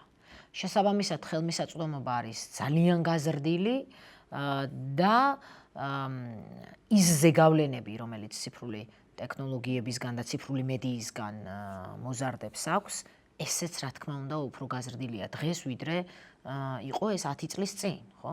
როდესაც არ იყო ინტერნეტი ტელეფონში მაგალითად ესე ხელმისაწვდომი. ხა შეიძლება ამერიოს, მაგრამ 10 წლის წინ თუ 15 წლის წინ ნამდვილად არ იყო. შეგუება რასთან? ნახეთ, შეგუება მოხდა, თუმცა ზეგავლენა, რომელიც შეიძლება ამან მოიტანოს, მათ შორის გამოიწვევს დამოკიდებულება, ხო? და დღეს უკვე არსებობს უზარმაზარი ცენტრები დასავლურ განსაკუთრებით აი ამერიკაში, იმიტომ რომ იქ განსაკუთრებულად დიდ პრობლემად დგას ადიქცია და ინტერნეტ დამოკიდებულება და საბედნიეროდ აი დღეს ჩვენ ჩემი არაჩვეულებრივი კოლეგები და მეც ვაპირებთ რომ გავაკეთოთ კვლევა საქართველოში აი ამ ინტერნეტ დამოკიდებულებასთან და ინტერნეტის პათოლოგიურ გამოყენებასთან მიმართებაში ეს კიდე ცალკე ძალიან მნიშვნელოვანი საკითხია, რომელიც პრაქტიკულად არაქიმიურ ადიქციებს მიეკუთვნება და ინტერნეტ დამოკიდებულება ძალიან დიდ პრობლემას წარმოადგენს, ასევე მასში შედის ვიდეო თამაშებში ბის დამოკიდებულება, გემბლინგი და ასე შემდეგ, ხომ? და ეს იწვევს პრაქტიკულად ადამიანის ფუნქციონირების სოციალური ცხოვრების დარღვევას და მნიშვნელოვან დისფუნქციას.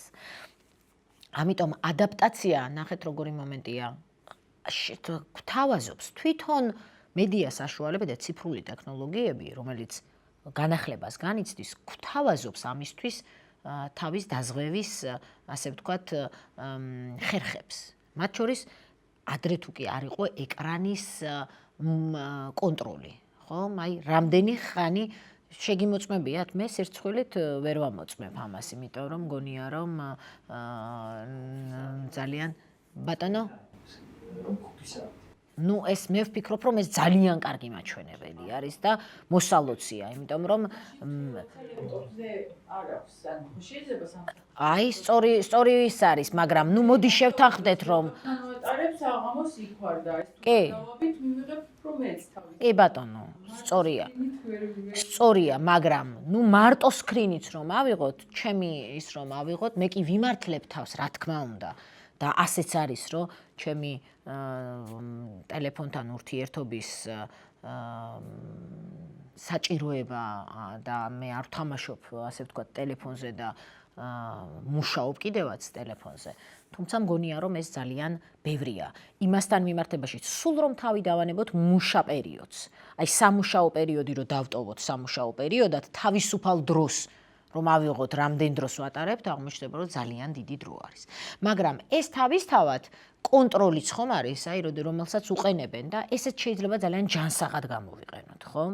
არა ძალიან ხისტად, არამედ შეთანხმებით და მე ვფიქრობ, რომ ესეც ძალიან კარგი საშუალებაა ეკრანის კონტროლი, როდესაც მშობელს ეძლევა საშუალება გარკვეულწილად გამოიყენოს აი ეს ეკრანის კონტროლი წინასწარ შეთანხმებით მოზარდთან, ხო? არა ხისტად, რომ უცებ მოუმზადებლად გაეთიშოს ბავშვს ეკრანი. არამედ წინასწარ შეთანხმებით. როდესაც მოზარდი მე მეუბნება, რომ მე იცი ვერ ვდებ აი ამ ტელეფონს. ვერ ვახერხებ. აი როდესაც ჩავერთვები რაღაცას, ვერ ვახერხებ და მე ვეკითხები, რომ დახმარება გინდა? აი თუ დახმარება გინდა, იმიტომ რომ ეს აუცილებელია, ხო რომ გააკეთო. შეგვიძლია რომ დახმარება გამოვიყენოთ და აგერ თავისთავად რაღაც გარკვეული აპლიკაცია არის, რომელიც ამას გიკონტროლებს და მშობელიც, რომელიც ამაში დაგეხმარება, ხო? და თვითონაც გთავაზობს. ანუ აი პროგრამინდა იცით ვთქვათ, რომ თვითონ ციფრული ტექნოლოგიის განვითარება თავისთავად აუცილებლობას გახდის, რომ შემოგთავაზოს ასევე ის დამზოგველი და პრევენციული საშუალებები, რომ ეს ნეგატიური ზეგავლენა თავიდან იქნას აცილებული. მაგრამ ჩვენი წილი პასუხისმგებლობა, რა თქმა უნდა, გვმართებს და მით უმეტეს იმ შემთხვევაში, თუ კი ადიქციაზე ვსაუბრობთ, ადიქცია ეს უკვე პათოლოგიური მდგომარეობაა, როდესაც ადამიანი ამ შემთხვევაში მოზარდი იქნება თუ ზრდასრული არა აქვს მნიშვნელობა, დაკავებული არის აი ამ საქმიანობით და იმის ხარჯზე, რომ ფუნქციონირება არის მოშლილი, ხომ? თუ კი მთელი ღამის განმავლობაში მოზარდი ღამეს ათენებს ვიდეო თამაშების თამაში და დღის დილა რო დგება ის ვერ ახერხებს აკადემიურ პროცესში წასვლას და ვერ იღვიძებს რომ ეკითხები სკოლაში რატომ არ დადიხარ და ვერ ვდგები დილით, ეს ნიშნავს რომ ძილია მოსაწესრიგებელი და ვეკითხები რომ ძილის პრობლემა რატომ არის, იმიტომ რომ 3-4 საათამდე გაჯეტი მაქვს ან კომპიუტერთან ვარ, ეს ნიშნავს რომ არათავისთავად ძილია და ინსომნია არ არის. ეს არის ძილის ჰიგიენის ძალიან უხეში დარღვევა. ხომ, როდესაც არ ვიძინებ და მძინავს იმ დროის განმავლობაში, როდესაც აკადემიურ პროცესში უნდა ვიყო ჩართული. ცხადია, ესეთ შემთხვევაში აი თავში რაც ვახსენებ, ფსიქიკური ჯანმრთელობა, ხომ, რომ პროდუქტიული არსებობა, კონტრიბუცია საზოგადოებაში, ხომ, ეს ირღვევა, იმიტომ რომ თუ კი მოზარდი ვარ, ჩემი ძირითადი საქმიანობა არის ყოველდღიურად აკადემიურ პროცესში ჩართვა და ამას ვერ ვახერხებ, ხომ? შესაბამისად, უკვე არანაირი წვლილიც არ შემაქვს არანაირ საზოგადოებრივ ცხოვრებაში, იმიტომ რომ მოსწავლის როლს ვერ ვირგებ, არც სხვა რამეს ვსწავლობ, ან სპორტით ვარ დაკავებული, იმიტომ რომ ისეთ შემთხვევაში პროფესიონალური სპორტსმენები, მოზარდები, რომლებიც არიან, მათ აქვთ ასევე აკადემიური პროცესის რღვევა, მაგრამ არა იმის ხარჯზე, რომ ამას ათენებენ დაუშვათ გაჯეტებთან, არამედ იმის ხარჯზე, რომ ისინი არიან ამ სპორტით დაკავებულები და მათაც კი მუდმივად აი ეს რეკომენდაცია გვაქვს, რომ აკადემიური პროცესში გარკვეულწილად აუცილებლად უნდა ჩაერთონ, ხომ? აქედან გამომდინარე, მას ძალიან დიდი მნიშვნელობა აქვს, რომ ბალანსირდე, უნდა დაბალანსდეს ეს, ხო? მშობლებსაც აქვთ ამისი საშუალებაც და ვალდებულებაც, რომ ნახეთ კიდევ ძალიან მნიშვნელოვანი იყო აი ამ საფრთხეებთან მიმართებაში ის ინფორმაცია, გარკვეული საიტები, რომელიც ხელმისაწვდომია მოზარდებისთვის, ხომ? და სამწუხაროდ ძალიან ბევრი საიტი არის, სადაც აი ამ ასაკობრივი ლიმიტის დაძლევა არის ერთი დაკლიკებით შესაძლებელი. ანუ არაფერს სხვას არ მოითხოვს, გარდა იმისა, რომ უბრალოდ შეკითხვას ხარ 18 წლი და თუ მინდა ამ საიტზე შესვლა, რატომღაც რომ ახლა არა ვარ.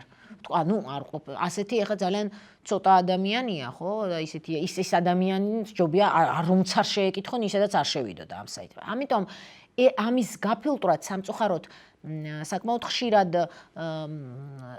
დაუცველია მოზარდი იმ ინფორმაციის მიღებისგან, იმიტომ რომ ხელმისაწვდომია ამგვარი არაასაკობრივი საიტები და ასევე არაასაკობრივი თამაშები. ძალიან დიდი მნიშვნელობა აქვს, რომ მე იშვიათად მინახავს შეიძლება იშვიათადაც მიკითხავს, მაგრამ იშვიათად მინახავს მშობელი, რომელიც მე ვუმბობ, რომ აი მე ვუკონტროლებ და ვამოწმებ, რომ ჩემი შვილი თამაშობდეს ასაკობრივ თამაშებს, ხო? ძალიან ხშირად მოზარდები თამაშობენ, ან ბავშვები, მცირე ასაკის ბავშვები არაასაკობრივ თამაშებს. მე მინახავს მშობლები, რომლებიც ამაყობენ იმით, რომ არაასაკობრივი თამაში დაძლია, ასე ვთქვათ, მოზარდმა. აქ მხოლოდ ინტელექტუალურ და კოგნიტიურ დაძლევაზე არ არის საუბარი, აქ არის საუბარი, ზუსტად იგივე არის ადრეული სკოლის შესვლა, ან მაგალითად იმ მასალის წინასწარ გავლა ბავშვის მიერ, რაც უნდა გაიაროს და ამაყი, ასე ვთქვათ, მშობლები ამ შემთხვევაში, რომ მისმა შვილმა იცოდა წერა, კითხვა და ანგარიში, სანამ შევიდოდა პირველ კლასში და მე პირველი კლასის შემდეგ შეშფოთებული მოსული მშობლები, რომ ჩემს შვილს შესაძლოა ADHD აქვს, ან რაიმე სხვა ყურადღების კონცენტრაციის დეფიციტი, რომ არ უსმენს მასწავლებელს და აქ მარტივი და ლოგიკური შეკითხვა არის, რომ არ აინტერესებს უბრალოდ იმიტომ, რომ წერა, კითხვა და ანგარიში თუ იცის პირველ კლასში რა უნდა აკეთოს, ხომ, ბავშვმა. ამიტომ მუდმივად მაქვს აი ამის რეკომენდაცია, რომ ასაკობრივად შეიყვანეთ ბავშვი სკოლაში, შესაძლოა ინტელექტუალურად განვითარებული იყოს, უსწრებდეს ასაკობრივ ნორმას, მაგრამ ემოციური სფერო არ იყოს მომწიფებული. ამისი იდენტიფიკაცია შეიძლება პირველ კლასში კი არ მოხდეს, მოხდეს მე-4, მე-5, მე-6 ან მე-8 კლასში და ნუ ახლა ბავშვი აღარ დავაბრუნებთ დაბალ კლასში, ხო? მე-5 წლის. ეხლა მე ძალიან მომხრე ვარ იმისი, რომ ინდივიდუალურად ახლა როდესაც რა ვიცი 31 აგვისტოს ხდება ეს შეიძლება რაღაცა ძალიან ინდივიდუალურად მოხდეს ამისი და ხანდახან უსამართლოდ მიიჩნევენ ხოლმე ზოგი ბავშვის და მშობელის, მაგრამ მასიურად ეს მისაღები არ არის. ამიტომაც ამაზე საიდან მივედი, რომ ასაკობრივი ცენზის დაცვა ძალიან მნიშვნელოვანია თამაშებში, ფილმებში,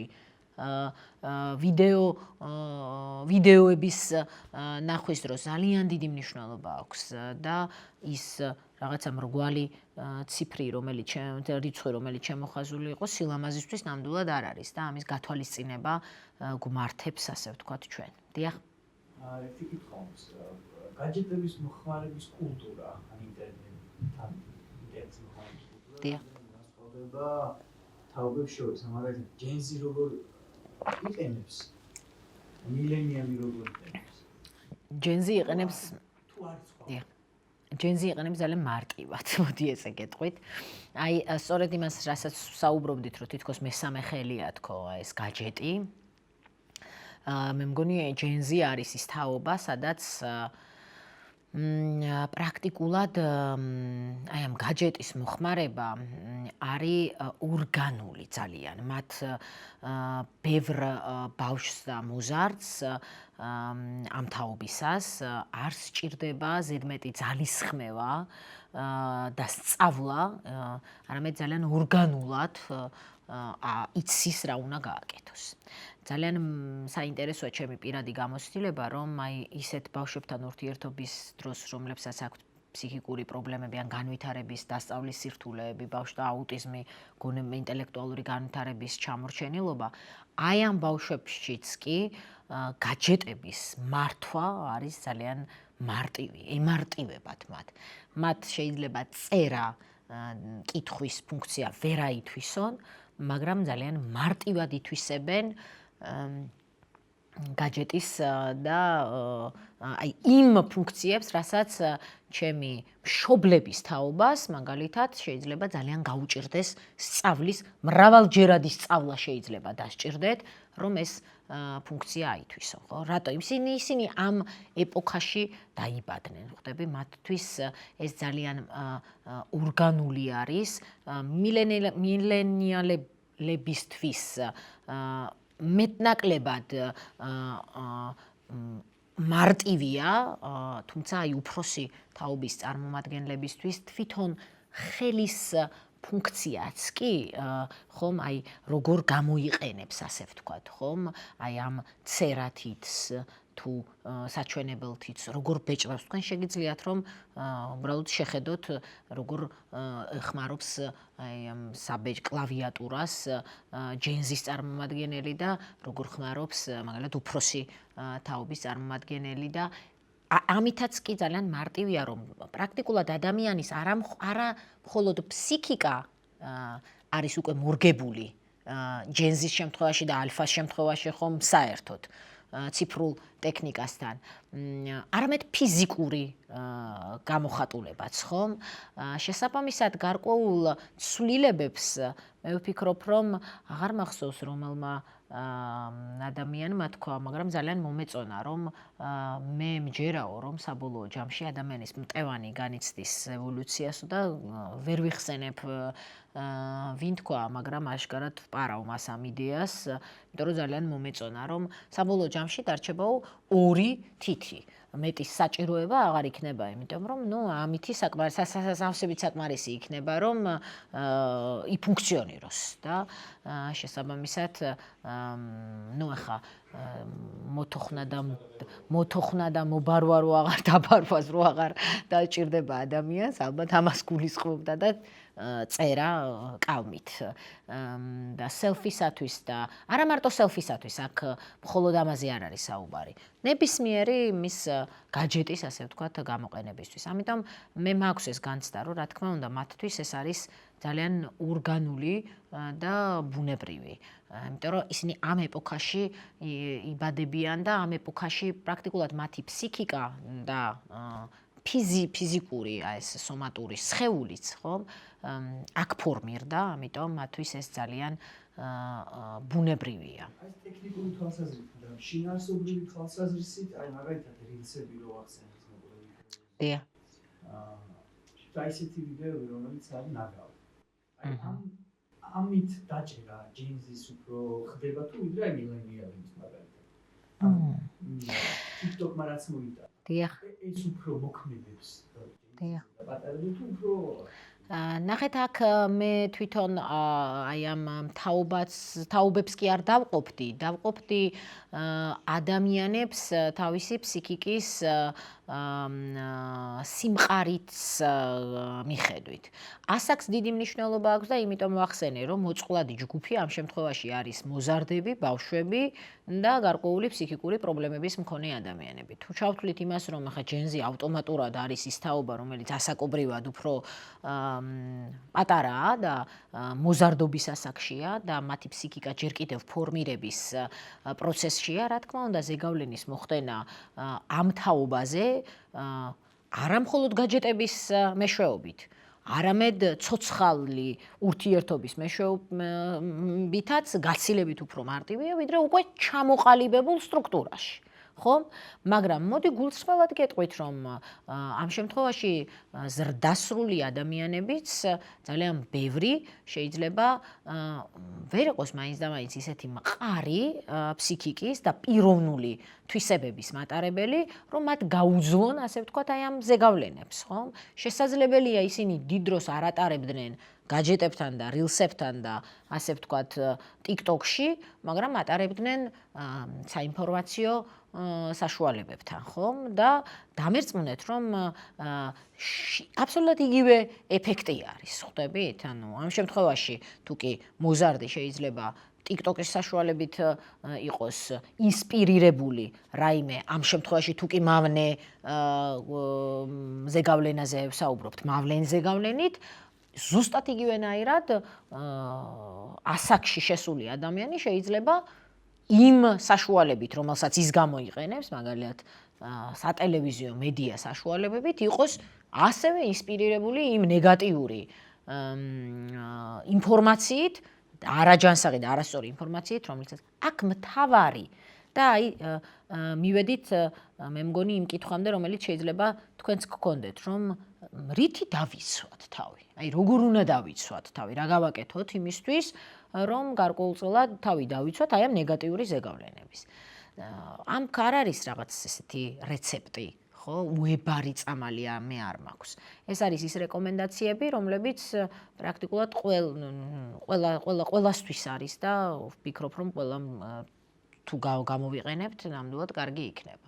პირველ რიგში ეს არის ჩვენი პიროვნებაზე ზრუნვა.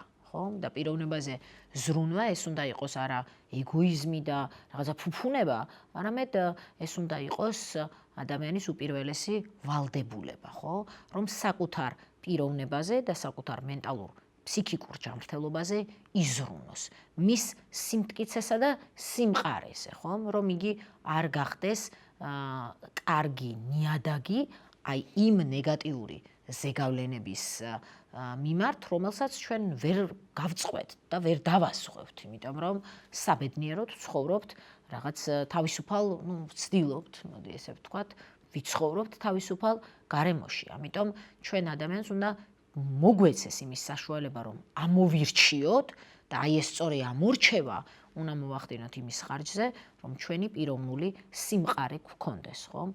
გქონდეს ღირებულებები და ფასეულობები, რომელიც იქნება ძალიან მყარი, ხედვები, რომელიც იქნება მყარი და ჩვენს ხედვას საკუთარ თავზე ვერ შეგვაცვლევინებს ვერც ფილტრით გადაღებული ვიდეო იქნება ეს თუ ფოტო და ვერც რაღაცა ძალიან ისეთი რილსი, ხომ, რომელშიც ის ადამიანები დიდ ძალისხმებას დებენ, ჩვენი ზეგავლენის მენეჯერები და ეს მათი საქმე არის და მე ვფიქრობ, რომ ძალიან პატივსაცემი საქმე, ბევრი ძალიან კარგ და ძალიან საინტერესო საქმეს აკეთებს და ეს მე რაც ვიცი, რამხელა შრომა უნდა ამ ყველაფერს, ხომ?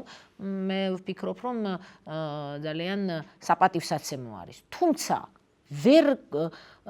ჩვენ ვერ ავუკრძალავთ რაღაც ამა თუ იმ ადამიანს, რომ მოდით რა შენ ეს ვიდეო არ დადო, შენ ამაზე არის საუბრო, ხო? ჩვენ შეგვიძლია ჩვენ თვითონ გავმყარდეთ ჩვენს დამოკიდებულებებში, ხედვებში, ჩვენს თავზე წარმოდგენებში. თუ გვაქვს პრობლემა ან თუ ჩვენს ოჯახის წევრს აქვს რაიმე პრობლემა, ხომ? მიუთითოთ, დავეხმაროთ, შევთავაზოთ, ხომ? აუცილებლად, ნუ დაველოდებით სანამ რაღაცა სრული კრიზისი და ჩამონგრევა დადგება, ხომ? არამედ შევთავაზოთ გარკვეული სპეციალისტის ან ჩვენივე დახმარება, იმიტომ რომ ჩვენ შეიძლება გამოცდილები ვიყოთ აი ამ საკითხში, ან უბრალოდ ავტორიტეტები ვიყოთ გარკვეულ საკითხში, ხო? მშობლებმა მაგალითად მხოლოდ იზრუნონ არა იმაზე, რომ კარგ და ისეთ ფეშენებელურ სკოლაში მიიყვანონ, არამედ თავადაც იქცნენ გარკვეულ ავტორიტეტებად, ხო? ის მასწავლებლები, რომლებიც აი ამ სკოლებში იქნებიან და ასწავლიან მხოლოდ და მხოლოდ იმაზე ორიენტირებული კი არ იყვნენ, რომ აი მოდი ახლა ჩავამთავრებ ამ მათემატიკის გაკვეთილს და მორჩა.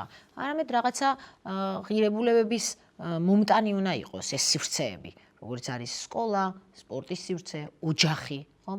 აი ესეთ შემთხვევაში უფრო მეტად გამყარდება ადამიანის ფსიქიკა, ან პრობლემის არსებობის შემთხვევაში დროული აღმოჩენა იქნება და დახმარება და მოწყვლადობა შემცირდება. ანუ ჩვენ ვიქნებით უფრო მეტად მყარი, არა გარანტირებულად 100%, მაგრამ გაცილებით უფრო მყარი შევხვდებით აი ამ ზეგავლენებს. კი, მკითხეთ ჯერ თქვენ და მე კიდე შემეკითხეთ. ისევ ვიდეო თამაშებს. დიახ, დიახ. კითხვა მაქვს ასეთი, რა არის რეკომენდირებული დრო? მაშინ როცა ეს მოვიტანს სიკეთეებს და უშუალოდ და არა პირიქით. ხო, აი ნახეთ, აი აქაც ჩემი პასუხი, კი. მეორე შეკითხვა, რომ აი თუ კი აგრესია მოდის იმ შემთხვევაში თუ რაღაცას წვეთ თან ვაჩერებთ, ან ვუწესებთ, თუნდაც აი ჩარჩვებს აქედან აქამდე. ამასაც მოყვება ხოლმე ზოგჯერ და ეს როგორ ხო, პირველ რიგში უნდა იყოს ეს წინასწარ გარკვეულწილად შეთანხმებული მექანიზმი, ხო? წინასწარ შეთანხმებულ მექანიზმში გულისხმობთ, რომ მშობელი და ბავშვი წინასწარ თანხმდება, რომ აი ეს არის გონივრული დრო, ხომ? და ეს დრო მე ნამდვილად ვერ მოუსაზღვრავ და ვერ ვიქნები ამ დროის კონკრეტულად განმსაზღვრელი, მაგრამ უნდა შეთანხმდეს იმ დღის გრაფიკიდან გამომდინარე, რომელიც მოზარდს აქვს, ხომ? ნახეთ მე რა ვახსენე, რას მოაკლდება ეს? თუ ეს დრო მოაკლდება იმ მნიშვნელოვან აქტივობებს, რომლისით მოზარდი დაკავებულია, ხვდებით, ესე იგი არა აქვს ამისი დრო თავისთავად მოზარდს. მიხვდით და თუ ეს არის თავისუფალი დრო, რომელიც საშუალებაც ეძლევა მოზარდს, რომ აარჩიოს, რითი იყოს ამ დროს დაკავებული, ამისი შესაძლებლობა შესაძლებელია, რომ უნდა მიეცეს, ხომ? რომ აი ამ თავისუფალ დროს შეიძლება გამოიყენოს ვიდეო თამაშების თამაშისთვის. უბრალოდ ახლა ეს თავისუფალი დრო არის თავისთავად შემოსაზღვრელი, ხო? თავისუფალი დრო ხომ ვერ იქნება მაგალითად მთელი დღე. ხო, 5 საათი თავისუფალი დრო სამუშაო სკოლის პერიოდში. ხომ ვერ ექნება, ნუ მაშინ სხვა აქტივობებს უნდა მოცილდეს, ხომ? როგორიცაა რაღაც საშინაო დავალების მომზადება, ან რაიმე წრეზე სიარული ასეთ შემთხვევაში თუ დადის, ან თავისთავად სკოლაში მისვლა. ან ყვება, ხომ? ესე იგი არ ხდება, რაღაცას ვაკლებთ ადამიანი აი ამ მნიშვნელოვან დროს. შესაბამისად, აი ის კონკრეტული დრო, რომელსაც გონივრულად შეთანხმდებით, ხო? მშობელი და ბავშვი. თუ ბავშვი გეუბნება, რომ იცი რამე დედა, მე არ წავალ არც სკოლაში, არ შევჭამ, არიმან 12 საათი მინდა რომ ვითამაშო, ხო? შესაბამისად, ვეუბნები, რომ ეს შეუძლებელია 12 საათის. ისევე არის შეუძლებელი, როგორც ზამთარში რო გითხრათ, მე არ წავალ, არ ჩავიცმევ ქურთუქს, ხო? ეს ხო არის რომ რაღაცა ექვემდებარება ვაჭრობას, ასე ვთქვათ, და რაღაცა არ ექვემდებარება აი ამ ვაჭრობას და მსჯელობას, ვაჭრობა ცუდი სიტყვა არის რა, შეთანხმებას. მაგრამ მაგალითად შეთანხმდით თქვენ და თქვენი მოზარდი შვილი, რომ დაუშვათ რაღაცა 2 საათი დღის განმავლობაში, პირობითად ვთქვათ, შეიძლება მოზარდმა ითამაშოს. აი ამ დროს, ანუ 3 საათი, არ ვიცი. სხვადასხვა შევთანხმდეთ, ხომ? იქნებ თავისუფალი შაბათი აქვს და შაბათს უნდა რომ ცოტა მეტი იყოს ეს. ასეთ შემთხვევაში ვაძლევთ რა თქმა უნდა მოზარდს იმის უფლებას, რომ დღის განმავლობაში გადაანაწილოს მისი სურვილის მიხედვით აი ამ საათების გამოყენება. თვითონ შეადგინოს ეს გრაფიკი. უმჯობესი არის რომ ეს გრაფიკი იყოს წერილობით შედგენილი, იმიტომ რომ მე უჩნდებათ ხოლმე პრეტენზია მოზარდს, რომ შენ არ ღვევ რაღაცა წესებს, ხომ და არ უნდა დაარღვიოს არც მშობელმა წესი, იმიტომ რომ დაპირება უნდა შესრულებული იქნას. მშობელი ვალდებულია რომ რაღაცა, იმიტომ სულ ვეუბნები რომ როცა პირდებით რაღაცას მე შეიძლება აუცილებლად წაგიყვან წელს რაღაც ზღვაზე და მე აღმოჩნდება რომ ნუ დავპირდებით ესე, მე მინდა რომ წაგიყვანო, მაგრამ თუ საბოლოოდ დარწმუნებული არ ვიქნებით ამ პირობის შესრულებაში, ჯობია რომ არ დავპირდეთ, ხო? ასევე არის აი ამ შეთანხმებაზე. შეთანხმებას უნდა წინასწარ იცოდეს მოზარდმა აუცილებლად, რომ ამ შეთანხმების არ შესრულებას ერთის მხრიდანაც და მეორეს მხრიდანაც რა მოყვება. შეთანხმებას მხოლოდ ესეთ შემთხვევაში აქვს აზრი, თუ წინააღმდეგ შემთხვევაში ეს შეთანხმება არ არის და ძალიან ბევრი მოზარდი მეუბნება მე რომ ვიცი რასო კიდე ამირღვევია იქ წესი, მაგრამ არაფერი არ მომხდარა და მაგის მერე და აზრი აქვს და მე ვფიქრობ რომ ძალიან გონიერია ესეთი მოზარდი, რომელიც არ ღვევს იმ შეთანხმებას, რომელიც არაფერი არ მოყვება, იმიტომ რომ ეს შეთანხმებაც არ არის, ხო? პრაქტიკულად რაღაცა და ვერაფრით ვერ თვლის ივალდებულებს, ასე ვთქვათ, ამაში თავს. ასეთ შემთხვევაში თუ კი წინასწარ განსაზღვრული იქნება და კიდევ ერთხელ თუ ეს პრობლემას წარმოადგენს ზეპირად, ეს უნდა იყოს თვალსაჩინოდ დაწერილი ბრჭყალებში კონტრაქტი, ესეთ შემთხვევაში, რა თქმა უნდა, ორივე მხარეს უნდა მიეთითოს საკუთარი პასუხისმგებლობების შესრულებასთან, ასე ვთქვათ, ხომ? ნახეთ როგორი მომენტია კონფლიქტი, რა თქმა უნდა, როდესაც ჩემი სასურველი რაღაც არ მაქვს, მაგალითად თქვენც როცა ხართ ჯანსაღყვებაზე და არა და მოვიდა ეს 8 საათი და ძალიან გებრიელი ნამცხვარი მოგიტანეს. მაგრამ ხართ ჯანსაღყვებაზე და შეთანხმება გაქვთ ესეთი თქვენს თავთან ან თქვენს მწვრთნელთან დადებული, რომ უნდა ჯანსაღყვება. კარგ ხასიათზე ვერ იქნებით ვერც თქვენ, ხო? მოზარდსაც უნდა ამ თამაშის გაგრძელება და სიხარულით ვერ გადმოგცემთ ამ გაჯეტს, თუნდაც უსრულდებოდეს ის დრო, რომელიც შეგვერდათ. ამიტომ ეს უარყოფითი ემოცია, რომელიც მოზარდს გაუჩნდება, უნდა მიიღოთ თქვენ, რომ ეს მისაღებია. მანაც უნდა მიიღოს ეს უარყოფითი ის, მაგრამ არ უნდა შეშინდეთ, არ უნდა დაიზაფროთ, არ უნდა აი რატო ბრაზდები? იმიტომ რატო ბრაზდები თქვენ ამ ნამცხვარს რო დაინახავთ და რომ გინდათ და ან რატო ბრაზდებით მე სიტყვაზე რაღაცა სხვა უსიამოვნო ციფრებზე, რომ მე რო და ანუ რა მინდა ამითი ვთქვა, რომ ეს ემოციები, რომელიც შეიძლება მოზარდს ჰქონდეს, ეს ბუნებრივი ემოციებია და ნუ მოსთხოვთ მათ იმ შეთანხმებაში, თქვენ არსად არ გქონიათ, რომ სიხარულით უნდა გადმომცე ეს გაჯეტი, ხომ? ეს არ დებულა იმ შეთანხმებაში და თუ კი მოზარდს ექნება გარკვეული ემოციური პასუხი ამაზე, ხომ? ძალიან ვთხოვთ, რომ მოთმინებით მიუდგეთ ამას, დაუყვავოთ, აუხსნათ კიდევ ერთხელ, მხარი დაუჭიროთ, მესმის, რომ გაბრაზებული ხარ და მეც ალბათ გაბრაზებული ვიქნებოდი, ჩემთვის რომ წიგნი, რომელიც მე მაინტერესებდა, წაერთმიათ, ხო? მან რაღაცა ამდაგვარი რამე რომ მომხდარიყო.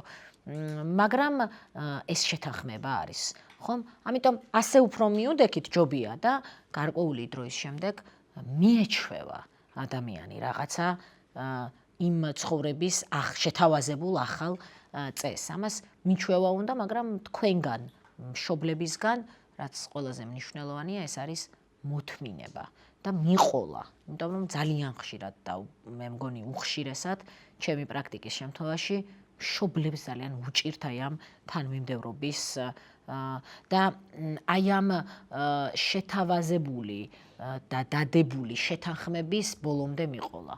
და ამას მე იმართლებენ ძალიან წარმატებით თავს ისევ ბავშვი, აი რა შემეცოდა და რა ვქნა, ისევ მივეცი. აი ეს ის და მე შემეცოდა, მე უფრო ის მაქვს, რომ აქ გატარებული დრო იმდენად მენანება, როცა ვიცი, რომ თქვათ სხვა რაღაცაში შეიძლება უფრო რაღაც კარგში და უფრო რაღაც ელექტურში გამოიყენოს, აი იმდენად მე ჩემთვის თამაშები იმდენად წარმოუდგენელი. აი ამას გეუბნებით, რომ ეს ხისტათაც როგორც თქვენმა მოზარდმა შვილმა არ უნდა შეხედოს ხისტათ იმას, რომ მხოლოდ ეს არის გასართობი და სხვა არაფერი, თქვენც იგივეს გირჩევთ, რომ თქვენც არ შეხედოთ ესე ხისტათ, რომ აქ გატარებული დრო ცალსახად დაკარგულია, აი ამას ესე ნუ შეხედავთ. ცალსახად დაკარგული ნამდვილად არ არის. მე გირჩევთ, რომ და თქვენ შულსაც ურჩევთ, რომ რაღაცა ისეთი აქტიობა იყოს ეს თამაში, შეარჩიეთ ერთად, რომელშიც ერთად იქნებით ჩართული. თქვენი აზრიც იქნას გათვალისწინებული, ხო? მხოლოდ თქვენი მოზარდიშვილის სურვილები კი არა და დამერწმუნეთ რაღაც გარკვეულ ნაბიჯს თქვენ რო გადადგავთ, ეს მაგალითი იქნება თქვენი შვილისთვის იმ თვალსაზრისით, რომ თვითონაც გადმოდგას იმ აქტიობაზე, აი ესეთი ნაბიჯი, რომელიც მას არ წარმოუდგენია, რომ შეიძლება იყოს სასიამოვნო და კარგი. აი როგორც თქვენ საუბრობთ ახლა, რომ აი ვერ წარმოგიდგენიათ, როგორ შეიძლება ეს სასიამოვნო და კარგი იყოს, ასე ვერ წარმოუდგენია შეიძლება თქვენ შვილს ის შეთავაზებული აქტიობა, რომელიც თქვენ სთავაზობთ ხოლმე, მაგალითად, არ ვიცი, წიგნის კითხვა, ხო, ეს უნდა მეთქვა. წიგნის კითხვა განსაკუთრებით ეს კიდე არის ცალკე საუბრის თემა და მე მოგიწოდებთ მშობლებს, რომ წიგნის კითხვა რატომ გინდათ, რომ იყითხოს თქვენმა მოზარდმა წიგნი. იმიტომ რომ მიიღოს გარკვეული განათლება, ხო, წიგნისგან. დამერწმუნეთ, რომ ციფრული მედია სთავაზობს და ინფორმირებული თქვენი შვილები შეიძლება მეტად არიან, ვიდრე მხატვრულ ლიტერატურასაც სთავაზობს. არა მარტო წიგნი, არამედ აქაც ძალიან მნიშვნელოვანია, რომ ის ფორმატი, რომელშიც მხატვრული ლიტერატურა ჩვენთვის, ჩვენი თაობისთვის გასაგები და მისაღები იყო, ფორმატში ვგულისხმობ იმ სამეტყველო ენას. დღევანდელი მოზარდი თაობისთვის ოდნავ მძიმე არის და გაუგებარი. ამიტომ ბოლომდე ვერ საყვედურობ მე მათ, მიუხედავად იმისა, რომ კიდევ ერთხელ კარგად მესმის, რატომ იცით თქვენ, იმიტომ რომ მე რომ ეს გამოცდილება მაქვს, რა სიამოვნება მივიღე სიტყვაზე დოჩანაშვილის სამოსელი პირველი რომ წავიკითხე და მერე კიდე წავიკითხე თავიდან, ხვდებით? ეს ამას ვაცნობიერებ, რომ ასე არიან ეს ამ თაობის წარმომადგენლები რაღაცა ვიდეოზე მაგალითად, ან ანიმეზე, ხო, რომელსაც შეუძლიათ აი ერთხელ ხო უყურეს და ეგრევე მერე დაждენ და მეორეჯერ უყურეს და მეც ვცდილობ რომ მათ გავუგო. რთული არის გარკვეულწილად და ამაში მე დიდ ტრაგედიას ვერ ვხედავ. მესმის თქვენიც ძალიან კარგად და მესმის მოზარდების. ამიტომ ცოტა რაღაცა დავაახლოვოთ, ამას ვგულისხმობ. დაახლოება ნიშნავს, რომ მოდი მეც დავჯდები და ნახავ ეს ანიმე, იქნება მომეწონოს და იქნება რაღაცა სხვანაირად გავიგო. ყოველ შემთხვევაში მე ხო მინდა რომ ჩემი მოზარდ შვილს გავუგო და იქნებ ეს დამეხმაროს, რომ მე გავუგო ჩემს მოზარდ შვილს.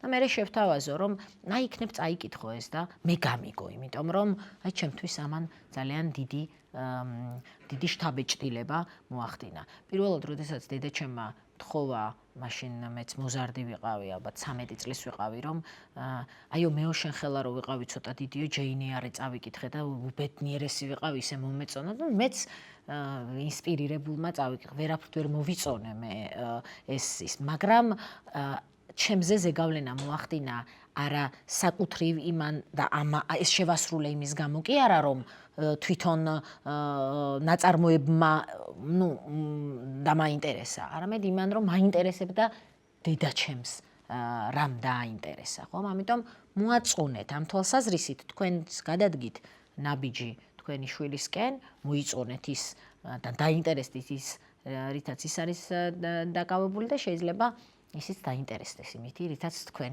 იყავით დაკავებული. გისმენთ, დიახ?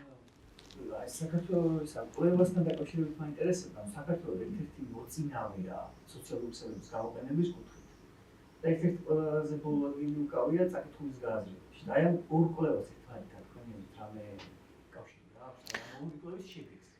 იცი რა მოწინავე არის თუ არა ამას ეს არ ვიცი, შეიძლება იყოს. მე შორს ვარ იმ აზრისკენ, რომ სხვა განვითა მაღალი შემოსავლების ქვეყნები არ ატარებენ დროს სოციალურ ქსელებში, ნამდვილად ასე არ არის, მაგრამ არ ვიცი ახლა ამასთან რა კორელაცია არის გააზრებულის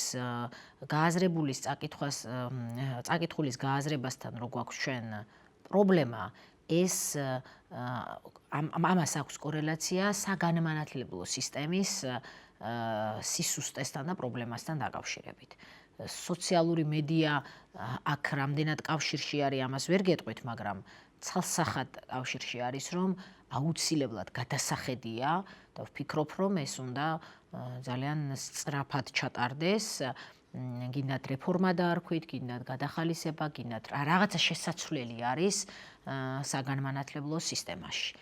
ამას ორი აზრი არ აქვს, იმიტომ რომ მე ასევე გეტყვით და მოგაწვდით იმ კვლევას, რომ ინტელექტუალური განვითარება და დონე და ქართულ ერში არ არის დაბალი, აი მაგალითად გერმანელებთან შედარებით ესეთი. მაშ რატო ხდება ხომ ეს პრობლემა? იმიტომ რომ სამწუხაროდ ეს აკადემიური საგანმანათლებლო სისტემა არის ძალიან არ ვიცი, სუსტი თუ აბსოლუტურად არ ამიმზიდველი ბავშვისა და მოზარდისთვის რა. აბსოლუტურად დაკარგა ის ფუნქცია და როლი, რაც შეიძლება საერთოდ აი ამ საგანმანათლებლო სივრცეს განსაკუთრებით კი საუბარი მაქვს სკოლებზე, თუმცა დამერწმუნეთ მე თავად მუშაობ უმაღლეს სასწავლებელში და არც იქ არის ფრიად სახარბიელო მდგომარეობა, როგორც საკუთრივ უნივერსიტეტების მიერ შეთავაზებული, ასე ვთქვათ, სერვისები თუ პროდუქტები, ასევე ის ბაზა და მასალა, რაც ჩვენ უკვე გვხვდება. ამიტომ ნამდვილად შესაძლებელია რაღაც და უმოკლეს ხანში, თორე ნახეთ წაკითხulis გააზრების პრობლემა კი არა, თავისთავად წაკითხვის პრობლემა იქნება ძალიან მალე. გააზრებამდე აღარ მივა. კიდევ რამე კითხვა ხომ არ გაქვთ? დღის განმავლობაში დროს თუ აქვს მნიშვნელობა ციფრულ მედიასთან ურთიერთობისთვის, ის ტოქსიური იქნება შენთვის თუ უფრო დადებითი? აი, სწორედ აი ეს კვლევა იმითი იყო საინტერესო, რომ თურმე დროს არ აქვს მნიშვნელობა, არამედ იმას რას აკეთებ. შინაარს. ხო, აი ნახეთ, ძალიან მნიშვნელოვანია შინაარს, იმიტომ რომ რას ვაკეთებთ, თუ შეიძლება 1 საათი ვიყოთ დღის განმავლობაში და მივიღოთ გაცილებით უფრო ნეგატიური შედეგი, ვიდრე 10 საათი და გაცილებით უფრო პოზიტიური შედეგი. ამიტომ ნუ ვიქნებით ორიენტირებული დროზე. ქართულ რეალობაში და ძალიან ბევრი მშობელი სწორედ დროზე არის ორიენტირებული და არა შინაარსზე. ამაში ძალიან ცდებიან, იმიტომ რომ ძალიან ხშირად აი ამ დროს იცავენ მოზარდები, მაგრამ აი იმ დროის განმავლობაში აკეთებენ და დაკავებულები არიან და შედიან